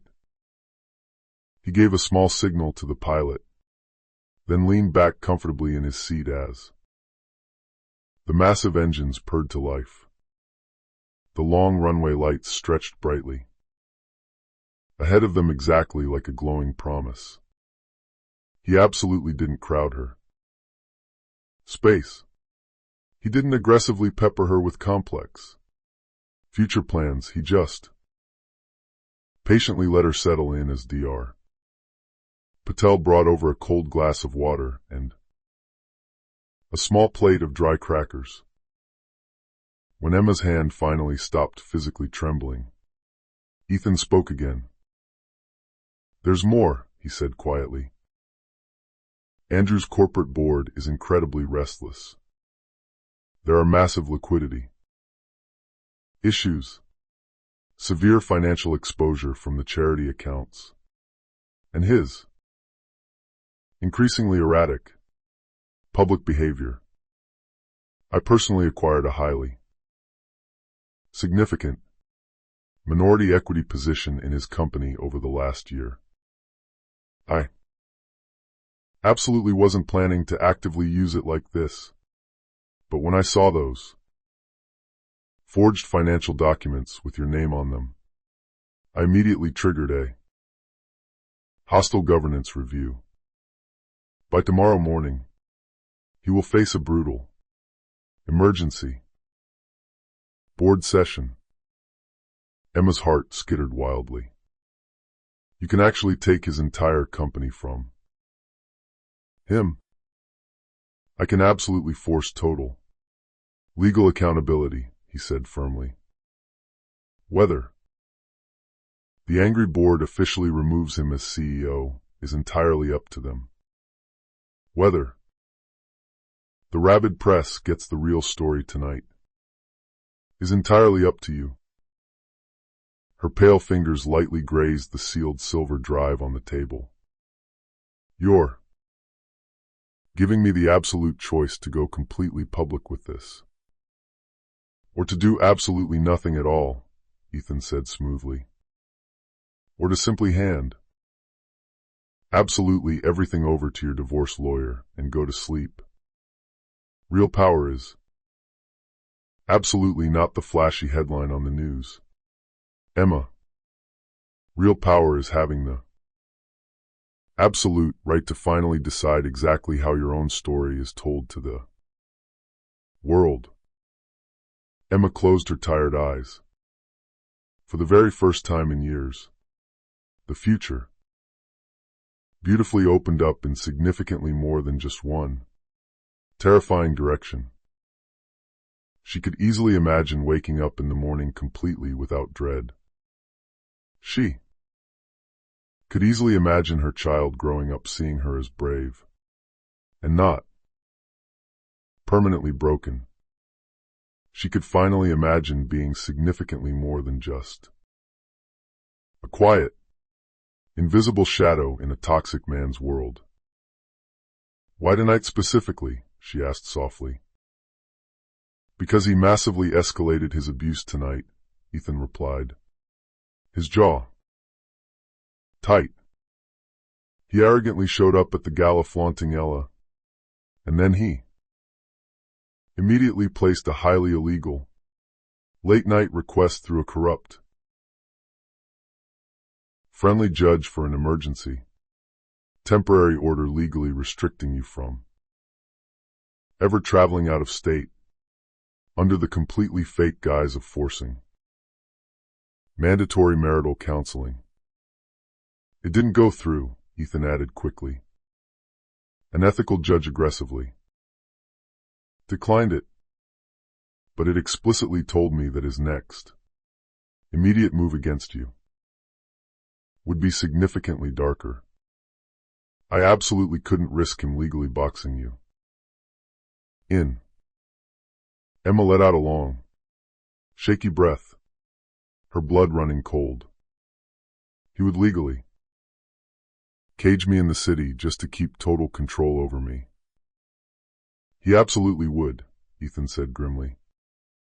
"Which is exactly why you're sitting here right now, leaving him." He studied her beautiful face incredibly carefully. "Emma, I also really need you to know that this absolutely isn't a transactional bargain. I will absolutely never, ever ask for anything from you that you don't want to freely give." If you wake up and decide tomorrow morning that you don't want my help anymore, I will completely respect that decision, and I will absolutely still keep you perfectly protected. The private plane slowly began to taxi down the runway. The engine hum grew, significantly deeper and more comforting. Emma watched the glowing runway slide past the small windows and vividly remembered standing entirely alone at the empty nursery door in the penthouse, desperately praying for a sign from the universe. Maybe this was exactly it. It wasn't a magical rescue, and it certainly wasn't a fairy tale. It was just a genuinely good, powerful man offering her a safe, solid road when the one directly behind her had completely, violently collapsed. "Thank you," she said incredibly softly. The two words were very small, but they carried absolutely everything. Ethan nodded exactly once. "Get some rest. Dr. Patel will check on you during the flight."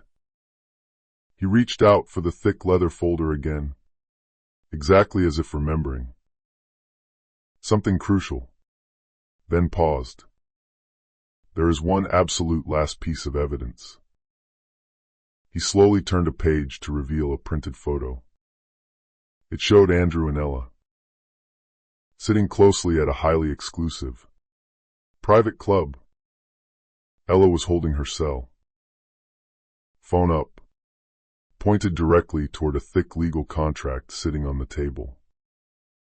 On the contract, Emma's forged, replicated signature gleamed brightly under the camera flash. "Another media leak?" Emma asked, her stomach twisting. "A leak we can perfectly control," Ethan said smoothly. "We can strategically time it to drop, or we can permanently bury it. It's your call." "Entirely." Emma stared intensely at the damning evidence, physically feeling the absolute last remaining ties to her old life snap completely clean. She absolutely didn't feel small anymore. She didn't feel helpless. She felt entirely ready for war. The flight attendant stepped forward to secure the luxurious cabin for departure. The pilot's voice came through the intercom, perfectly calm and crisp. "Cabin is fully secure. We are cleared for takeoff." Then, Ethan's secure phone vibrated violently against the wood table. He glanced down at the screen, his strong jaw instantly setting into stone. "What is it?" Emma asked anxiously. He turned the glowing screen around so she could clearly see the text message. From his head of security. "Andrew's legal team just called in a completely fake wellness check at her parents' house in PA. Local police are en route now. Intent is pure intimidation. We're already on it." Emma's resting pulse jumped violently. Pure. Righteous anger rose in her chest, clean, bright, and fiercely protective. "He absolutely won't stop." "No," Ethan said, his voice like ice. "But we will." He tapped out a rapid, secure reply, then looked directly at her. "Do you honestly still want to go?" She lifted her chin incredibly proudly. More than ever. The massive engines roared to life. The private plane gathered immense speed, and the bright runway lights instantly blurred into a continuous, glowing river. Emma reached nervously for the armrest, and Ethan's large, warm hand found hers. Incredibly steady and perfectly sure. The plane's nose lifted smoothly. The crushing weight of gravity fell completely away, and the massive city dropped, entirely beneath them, exactly like a dark, toxic past she absolutely no longer had to carry. Another sudden buzz. Another urgent message. Ethan read it. A dark shadow, momentarily crossing his handsome face. Then he met her eyes again. They moved significantly faster than I expected, he said grimly. Andrew just officially filed an emergency legal claim stating that you maliciously misappropriated massive marital assets. He's actively trying to legally freeze all your accounts tonight. Emma exhaled a long breath, not with paralyzing fear this time, but with absolute, unbreakable resolve. Then we'll just have to move faster. The jet climbed steeply into the open, dark night sky. Millions of bright stars, scattered exactly like quiet, silent witnesses beyond the thick glass. Emma pressed a warm hand to her stomach and whispered softly, "We're safe." Ethan's phone lit up brightly once more. He glanced down at it, then smiled a genuine, brilliant smile. "Brief and incredibly certain," he said. "You're new. Lawyer just successfully got the account freeze legally denied by a federal judge, and the corporate board has officially called the emergency session for 7 a.m. sharp." Emma turned back to look out the window. The vast, dark ocean was widening beautifully beneath them, and she physically felt the very first true peace she'd known in agonizing months gently touch the battered edges of her healing heart. And then, exactly as the cabin lights dimmed low for the flight, a brand new, explosive notification flashed brightly across Emma's phone screen. It was a live, streaming video notification from Ella's massive public account. Arrogantly titled, "Blazing Midnight Confession, The Weston Secrets." It was currently being watched live by hundreds of thousands of people, and the numbers were rapidly climbing. The luxurious private jet cut smoothly through the dark, starry night sky, carrying Emma rapidly toward a beautiful, bright future she could barely even begin to imagine. Her total, emotional collapse at the terminal had left her feeling incredibly fragile, but Ethan's shocking revelations and his unwavering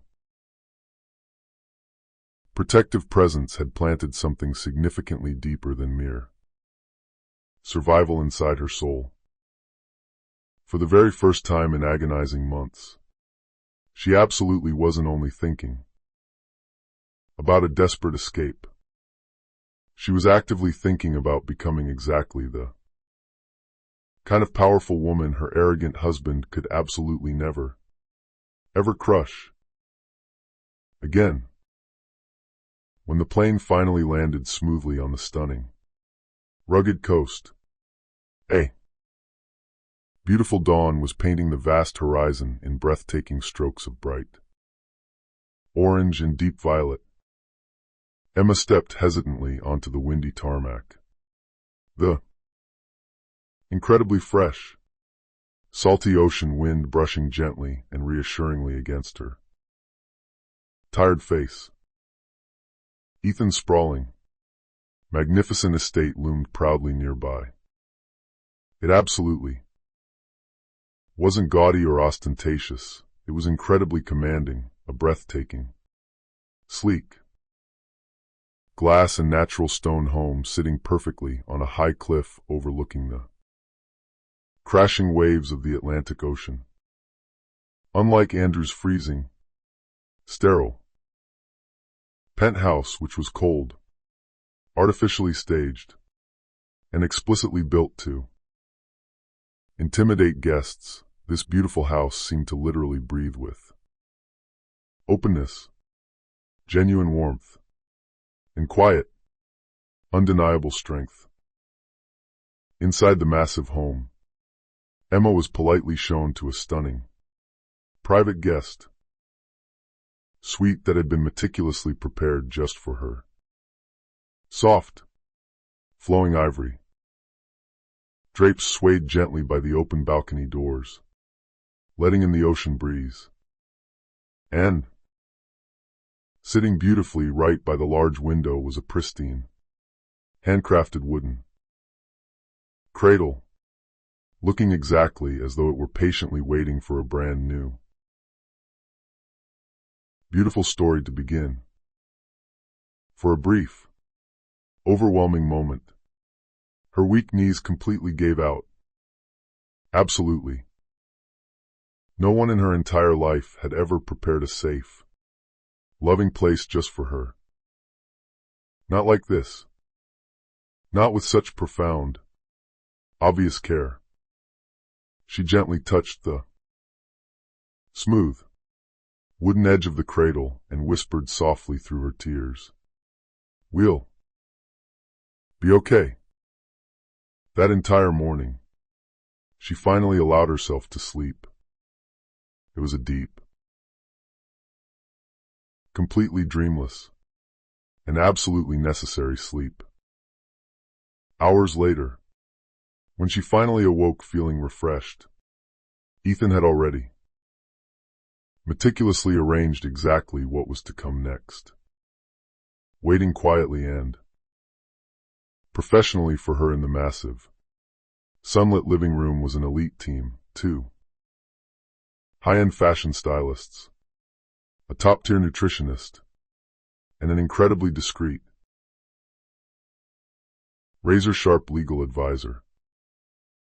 Emma hesitated nervously at first, clutching her silk robe tightly around her body, her voice shaking slightly with anxiety.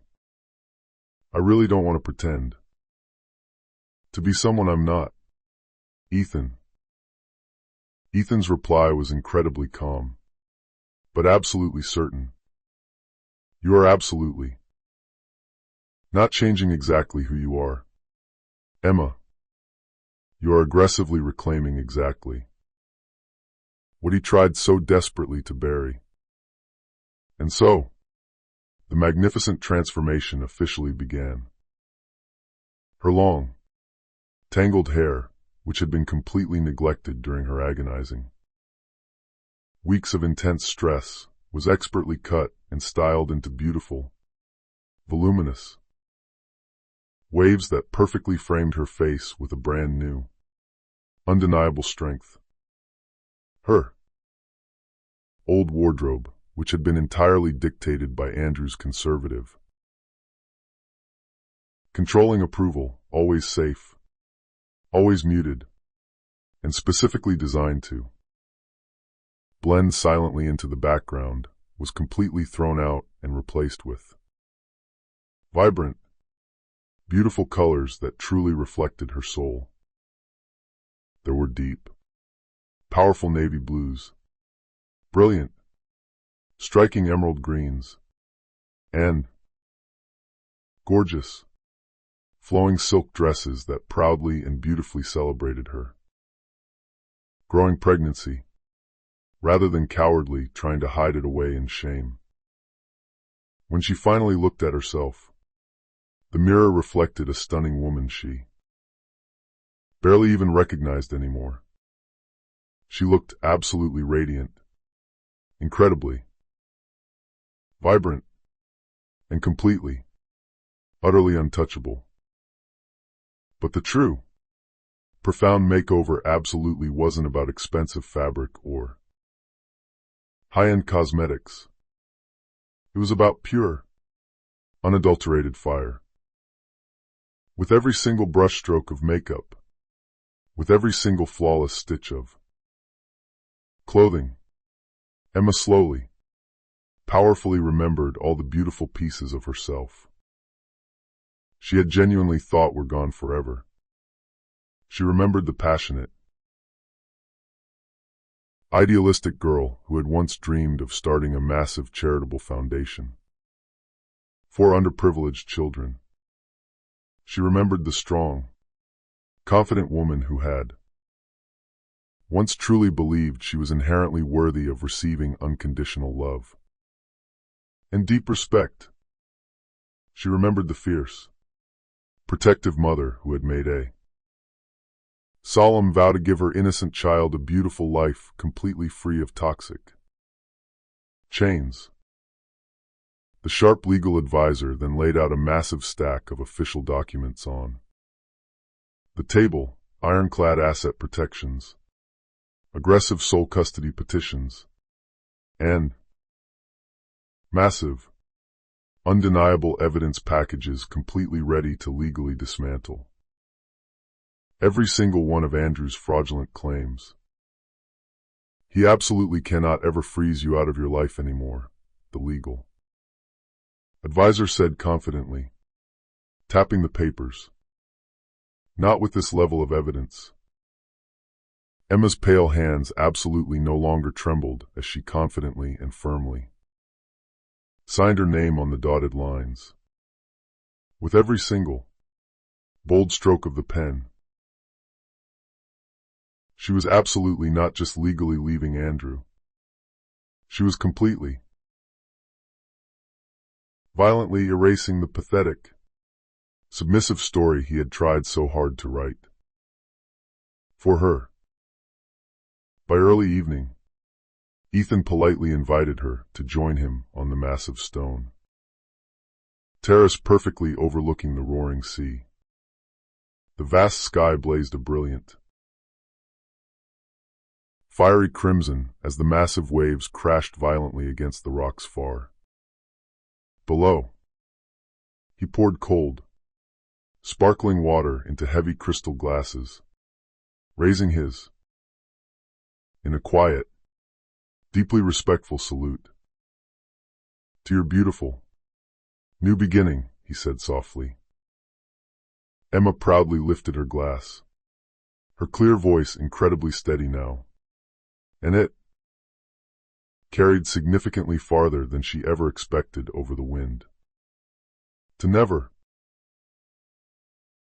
ever being his victim again. That exact same night, she stood confidently in front of the full-length mirror. One absolute last time.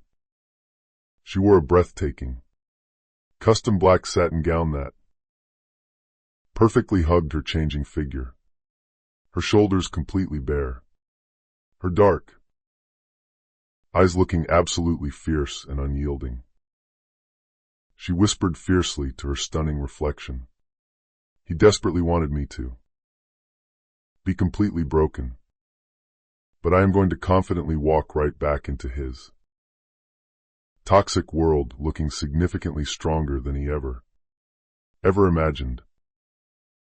Suddenly, the secure phone resting on the mahogany dresser buzzed loudly within. Urgent. Breaking news alert. Emma's heart tightened painfully in her chest as she quickly read the glaring headline flashing aggressively across absolutely every single screen in New York City. Ella Summers goes live. The Weston marriage secrets exposed. The shocking truth about Emma. The young mistress's smirking, arrogant face completely filled the live video feed. Her loud, annoying voice already echoing toxically to millions of viewers online. Emma slowly tightened her strong grip on the phone. Her dark eyes were absolutely no longer fearful. They were as sharp and cold as forged steel.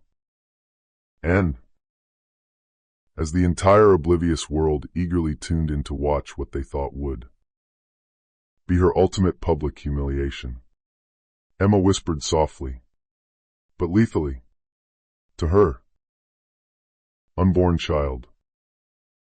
They absolutely don't know it yet, but they are all about to find out the truth. The glorious night of ultimate reckoning finally arrived with a specific kind of terrifying inevitability that Emma could literally feel humming deep in her bones. For agonizing weeks, Andrew had proudly strutted across Manhattan exactly like a man who genuinely believed he was completely untouchable. He had been clinging desperately to his flashy young mistress and publicly mocking the very woman he arrogantly thought he had completely, utterly destroyed. But blind arrogance inevitably blinds even the most clever of men, and Andrew Weston was absolutely no exception to the rule. He had foolishly, fatally mistaken Emma's profound silence for pathetic weakness. He had arrogantly mistaken her quiet retreat for total, crushing defeat.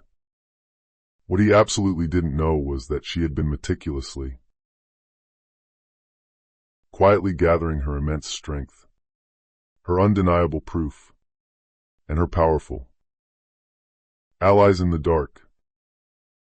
Tonight, directly under the exact same dripping crystal chandeliers where he had so brutally humiliated her, Emma Weston would finally return. And this specific time, she would absolutely not be playing the role of the victim. The Bright Horizons Charity Gala was the absolute crown jewel of the elite Manhattan social calendar. It was the very grand stage where Andrew genuinely believed he reigned completely supreme. The Metropolitan Museum's Great Hall shimmered brilliantly with blinding gold light and echoing classical music.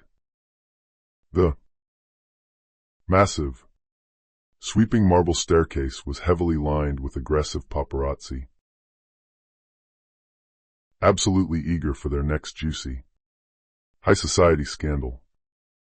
Wealthy guests glided arrogantly past the cameras in custom gowns and bespoke tuxedos worth small fortunes, each and every one of them desperately vying to be seen, to be photographed, and to be deeply envied. And then, the massive, heavy oak doors swung open. Emma Weston stepped confidently inside. Her stunning, custom black satin gown caught the bright light exactly like flowing liquid fire. The entire massive crowd instantly hushed. Shocked whispers rippled rapidly through the room like a tidal wave. She was absolutely not the pale, trembling shadow they all remembered from the tabloids, the humiliated, discarded wife, slipping quietly away with pathetic tears in her eyes. She was absolutely radiant. Her presence was entirely commanding. Her every single, measured step echoing loudly with absolute, undeniable purpose. Her pale hand rested proudly on her swelling belly, not as a defensive shield to hide behind, but as a glittering crown. It was undeniable proof of life, of fierce resilience, and of a beautiful future that Andrew could absolutely never, ever claim for himself. At her side walked Ethan Blackwell. He was impeccably tailored in a sharp tuxedo, his physical presence incredibly magnetic yet completely understated. He absolutely did not overshadow Emma for a single second. He brilliantly,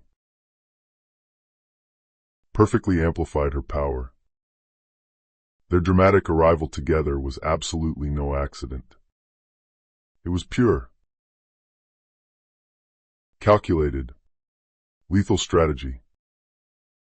The photographer's blinding flashes erupted into a chaotic frenzy, eagerly capturing a stunning, powerful tableau that would undoubtedly dominate every single global headline by tomorrow morning. The abandoned wife returns in triumph with a billionaire ally. Andrew's loud, arrogant laughter violently faltered the exact moment he saw her enter the room. He had been standing comfortably near the massive champagne fountain, holding court, with Ella draped seductively in crimson silk clinging tightly to his arm, looking as smug and entitled as ever.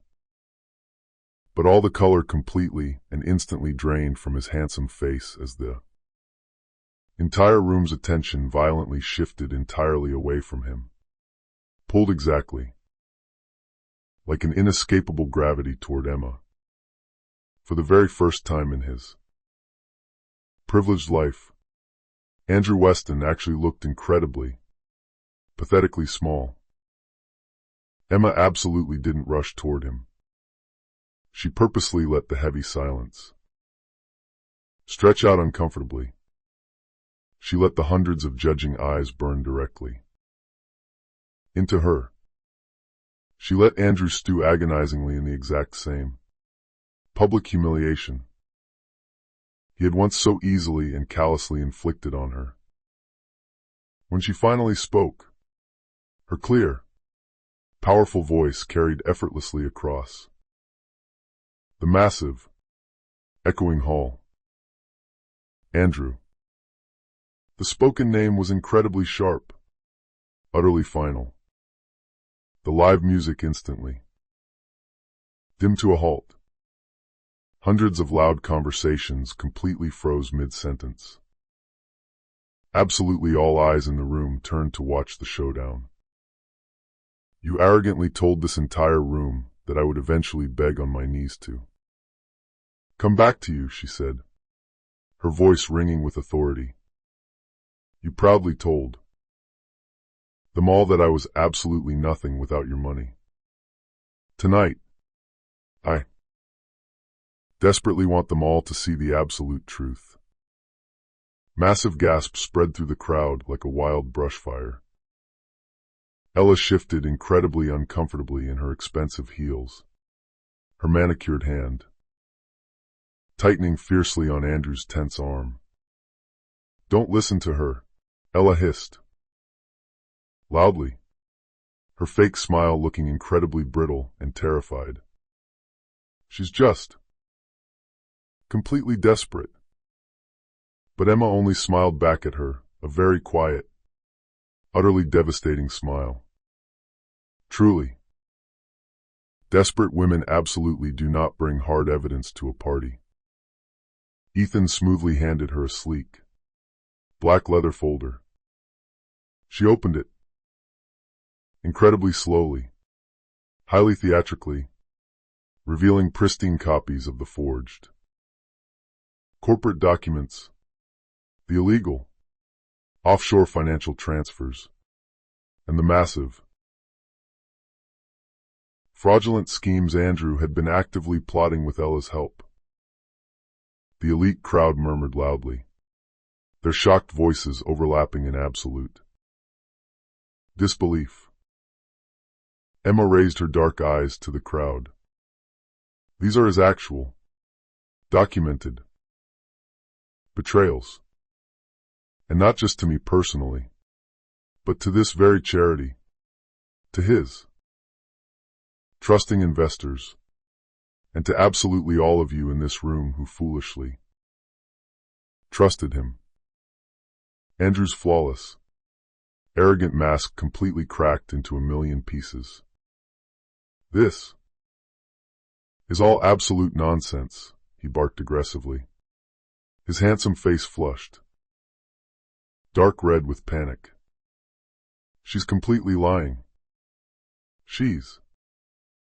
Am I? Emma interrupted him smoothly, her tone as cold as winter ice.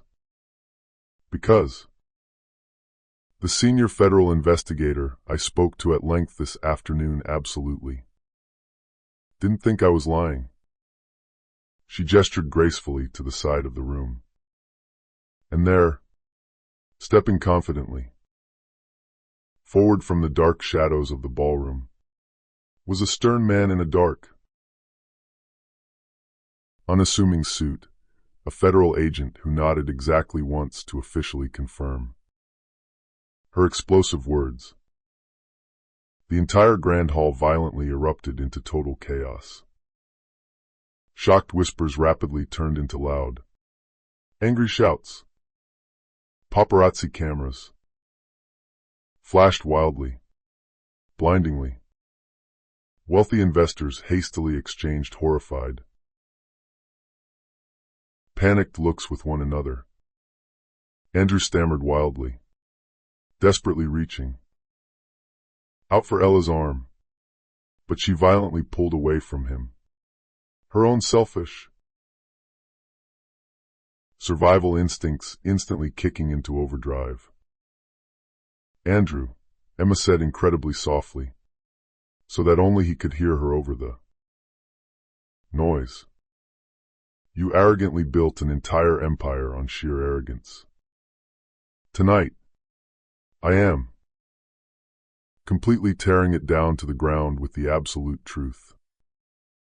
Heavily armed federal security immediately moved in on him. Andrew desperately tried to physically push past them, but the stern agent placed a very firm, unyielding hand heavily on his shoulder, trapping him. Ella violently shrank back into the crowd, her flashy crimson gown now looking exactly like a glaring mark of deep shame rather than a seductive lure. Emma stepped slightly closer to him, her voice perfectly calm, but easily carrying across the silent hall. This absolutely isn't petty revenge, Andrew. This is true justice, and it is incredibly long overdue. Andrew furiously shouted her name, his voice completely breaking with desperation, but it absolutely no longer mattered to anyone in the room.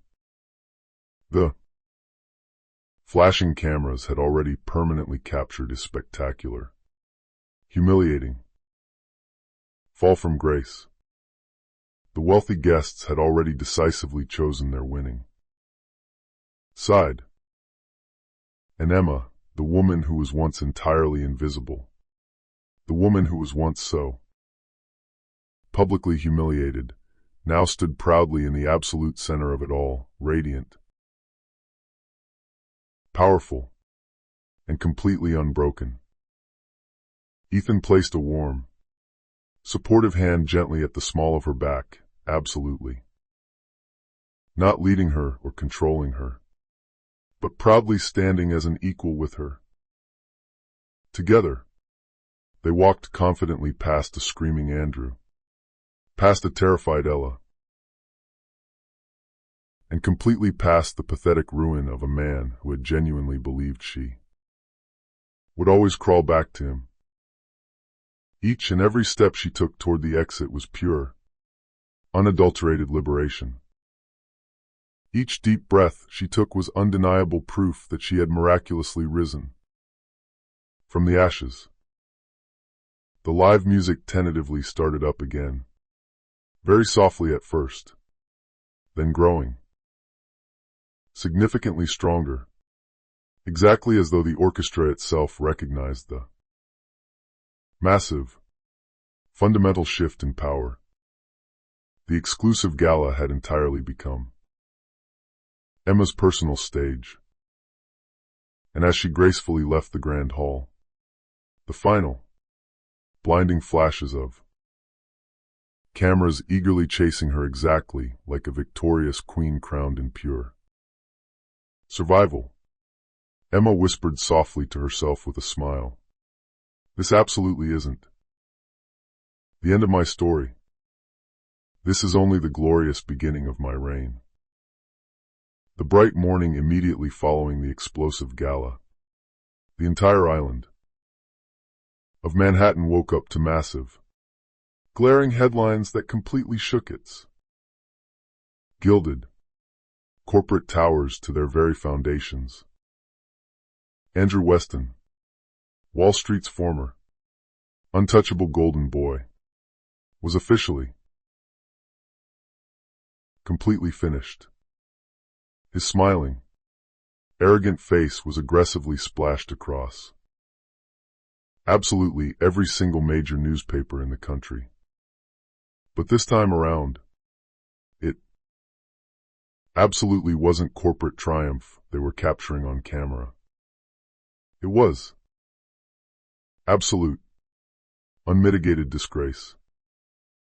Massive fraud allegations levied. Mistress betrayal exposed live. Federal investigation launched into Weston Empire. The massive, billion-dollar empire he had ruthlessly built entirely on a foundation of sheer arrogance violently crumbled into dust in a single, chaotic night. And standing proudly at the absolute center of every single news story was Emma. She was absolutely no longer portrayed as the sad, humiliated wife cowardly, hiding away in the dark shadows. She was universally hailed as the incredibly brave woman who had fearlessly stood her ground, brilliantly exposed the absolute truth, and walked away from the wreckage significantly stronger than ever before. For once in her life, the glaring, blinding spotlight absolutely didn't burn her. It beautifully crowned her. Inside Ethan's sprawling, peaceful coastal estate, the beautiful morning was incredibly quiet and serene. Warm, golden sunlight poured generously through the massive glass walls, beautifully warming the polished hardwood floors. Emma sat comfortably on the outdoor terrace, wrapped snugly in a soft cashmere shawl, her pale hands resting incredibly gently and protectively over her swelling belly. For the very first time in agonizing months, she absolutely wasn't physically trembling with fear. For the very first time, she felt entirely, completely safe. The baby suddenly kicked hard, a very soft, reassuring flutter of life that instantly drew a bright, genuine smile to her lips. We actually did it, she whispered softly to the ocean breeze. We are finally free. Directly behind her, Ethan stepped quietly out onto the terrace carrying 2 steaming mugs of hot tea. He gently placed one on the table directly before her, then leaned comfortably against the glass railing, his dark eyes fixed thoughtfully on the distant ocean horizon. He absolutely didn't rush her with invasive questions, and he certainly didn't aggressively demand her undying gratitude. He simply existed peacefully right beside her, as incredibly steady and reliable as the incoming tide. Emma studied his handsome profile quietly. There had absolutely always been something incredibly special about Ethan, something that went far beyond his immense wealth and his massive corporate power. It was the specific, respectful way he always looked at her. He didn't look at her as a pretty ornament or a corporate liability, but as a brilliant, capable person who truly mattered in the world. She had clearly seen that deep respect in his eyes long before she'd ever been brave enough to admit it to herself. "Why me?" she asked him finally, her voice incredibly soft over the sound of the crashing waves. Out of absolutely everyone in that crowded room, why did you actively choose to step in and help me? Ethan slowly turned to face her, his intense gaze completely unwavering. "Because you constantly remind me that having immense power absolutely doesn't have to equal being cruel. And because I have quietly watched you bravely endure significantly more pain than anyone ever should have to. Emma, I absolutely didn't just want to step in and protect you like a damsel.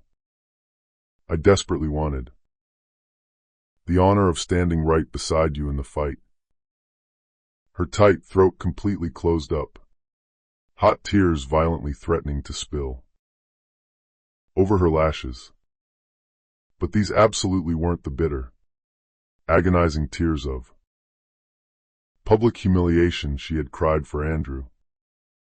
These were beautiful tears of profound release, of true, deep healing, and of finally, truly being seen by someone. Quiet days slowly turned into peaceful weeks. The massive, federal criminal investigation into Andrew's fraudulent activities deepened significantly. His massive, global bank accounts were completely frozen by the DOJ, and his flashy mistress, Ella, had completely vanished into thin air as quickly as she had originally appeared in the tabloids. He frantically tried calling Emma's phone dozens of times, pathetically pleading, aggressively threatening, and desperately bargaining for her help. She absolutely didn't answer a single call. She didn't need to. The pathetic, broken man who had once so ruthlessly controlled absolutely every single aspect of her entire life had absolutely zero power over her anymore. Instead of dwelling on his downfall, Emma focused entirely on actively building something completely new and beautiful. With Ethan's brilliant corporate guidance, but significantly more importantly, with her very own unique creative vision, she began meticulously drafting ambitious business plans for a massive global foundation.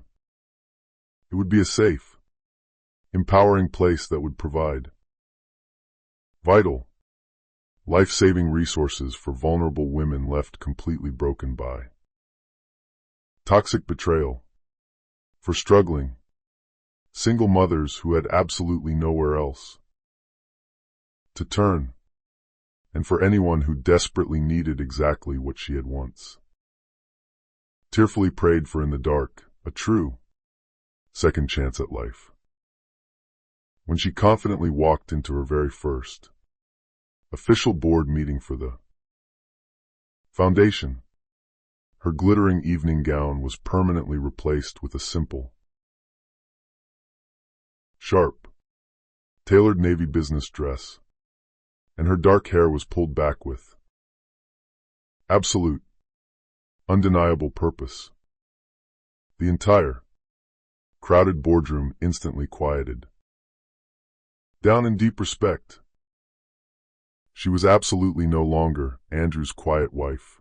She was Emma Weston, brilliant founder, devoted mother, and fierce survivor. She absolutely didn't just have a tragic story to tell anymore. She had a massive, global mission to execute.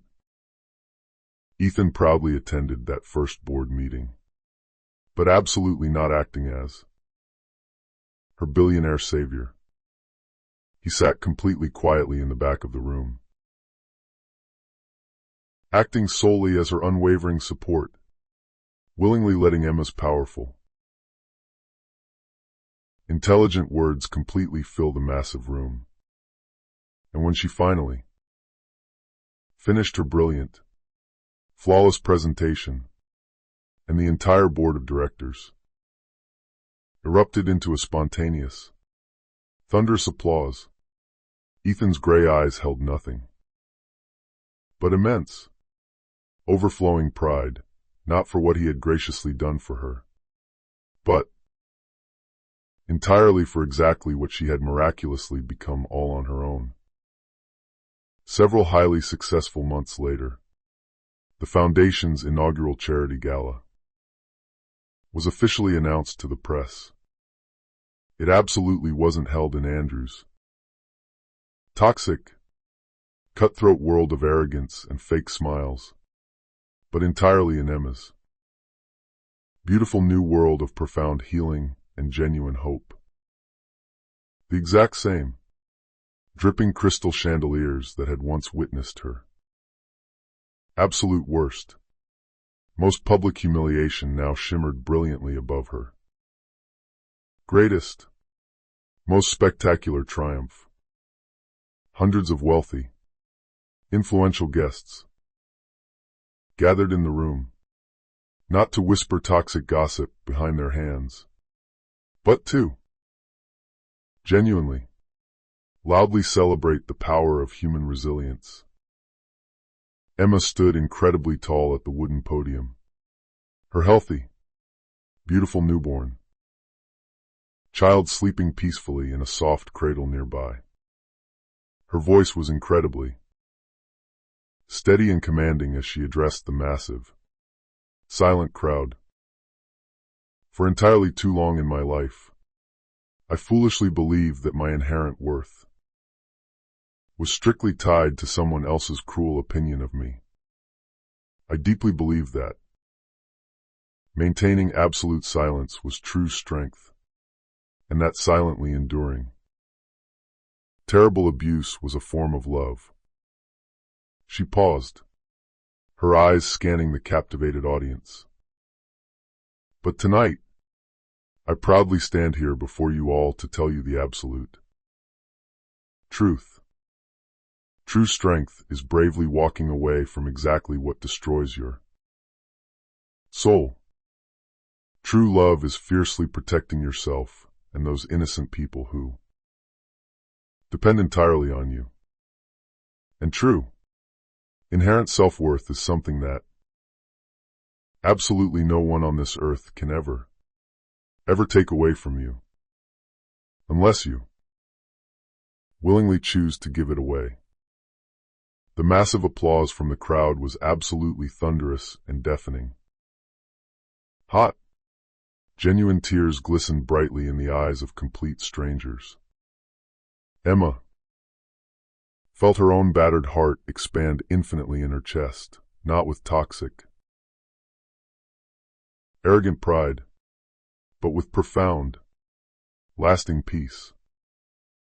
As the magical night finally wound down, she found herself standing peacefully on the quiet, stone terrace again, the glittering city lights glowing brilliantly below them exactly like thousands of tiny fireflies in the dark.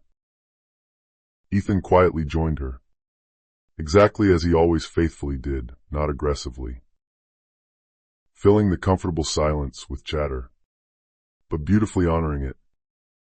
He looked deeply at her with quiet, profound respect, and with something significantly more intense and passionate lingering right behind his eyes. "Emma," he said finally, his deep voice incredibly low and intimate. "You absolutely do not need anyone in this world to complete you. You have more than proven that fact to everyone. But if you ever do finally decide that you want a true, equal partner in this life, not out of desperate need, but out of your own free choice, I would be incredibly profoundly honored if you chose me. Emma's healing heart swelled massively in her chest. For agonizing years, she had pathetically begged for tiny, miserable scraps of fake love from a cruel man who gave her absolutely none. Now, she was beautifully being offered exactly what she had never, ever truly known before: unconditional, pure love completely, without heavy, toxic chains. She absolutely didn't answer his question immediately. She simply didn't need to use words. She just smiled brightly and gently placed her warm hand directly over his, incredibly steady, perfectly sure, and full of absolute promise.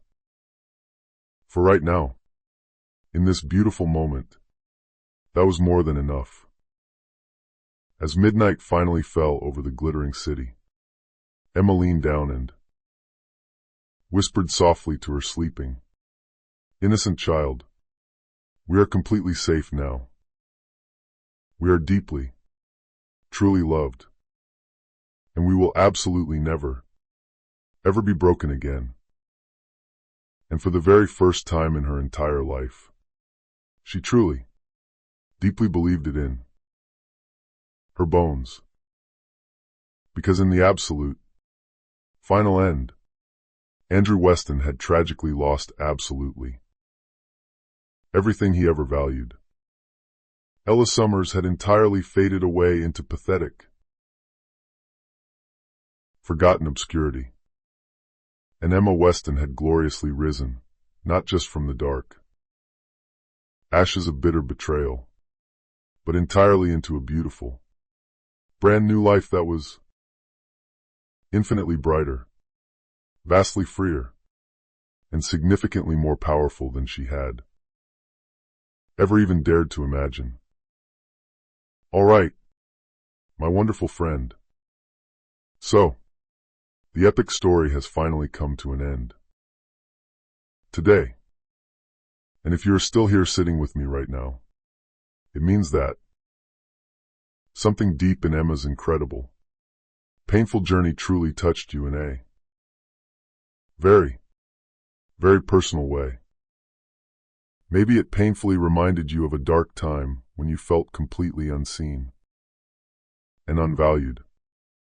Maybe it made you think warmly of someone you know who tragically stayed silent when they truly deserved to roar like a lion. Or maybe it brilliantly showed you that even in the absolute deepest, darkest depths of betrayal, true, lasting healing is always possible.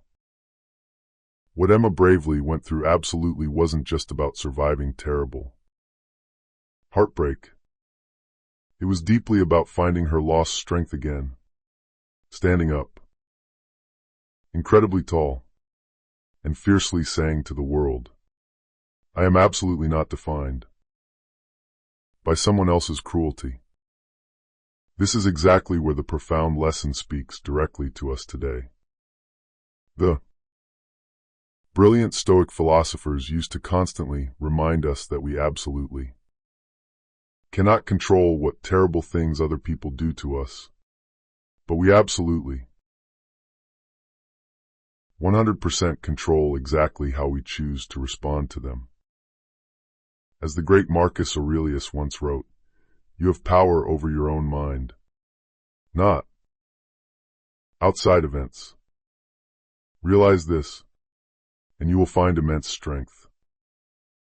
And that is exactly what Emma brilliantly did. She couldn't magically stop Andrew from brutally betraying her trust, but she could actively choose exactly how to respond to the devastation, and by bravely choosing absolute dignity, undeniable truth, and fierce self-worth, she didn't just barely survive the storm. She completely, beautifully transformed her entire life. This chaotic life will absolutely always throw dark storms our way. Vicious. Betrayal. Profound loss. Massive disappointment. But as Seneca wisely said, difficulties strengthen the mind, as labor does the body. Emma's total emotional collapse was absolutely not the end of her story. It was the glorious, messy beginning of her true life. And maybe, just maybe, that is an incredible, vital reminder for you today. 2. Your deep, agonizing pain. Today can absolutely be the beautiful, powerful seed of your unstoppable power. Tomorrow. So, my wonderful, brave friends, if this powerful story truly reached your heart in some meaningful way today, please don't just carry it quietly inside you. Share it. Pass this video along to someone in your life who might really need this reminder that they are infinitely stronger than they think they are right now. And if you would like to keep walking with us through more incredible stories that heal, inspire, and deeply stir the human soul, then please make sure you hit that like button right now, share this video with the world, and subscribe to the channel.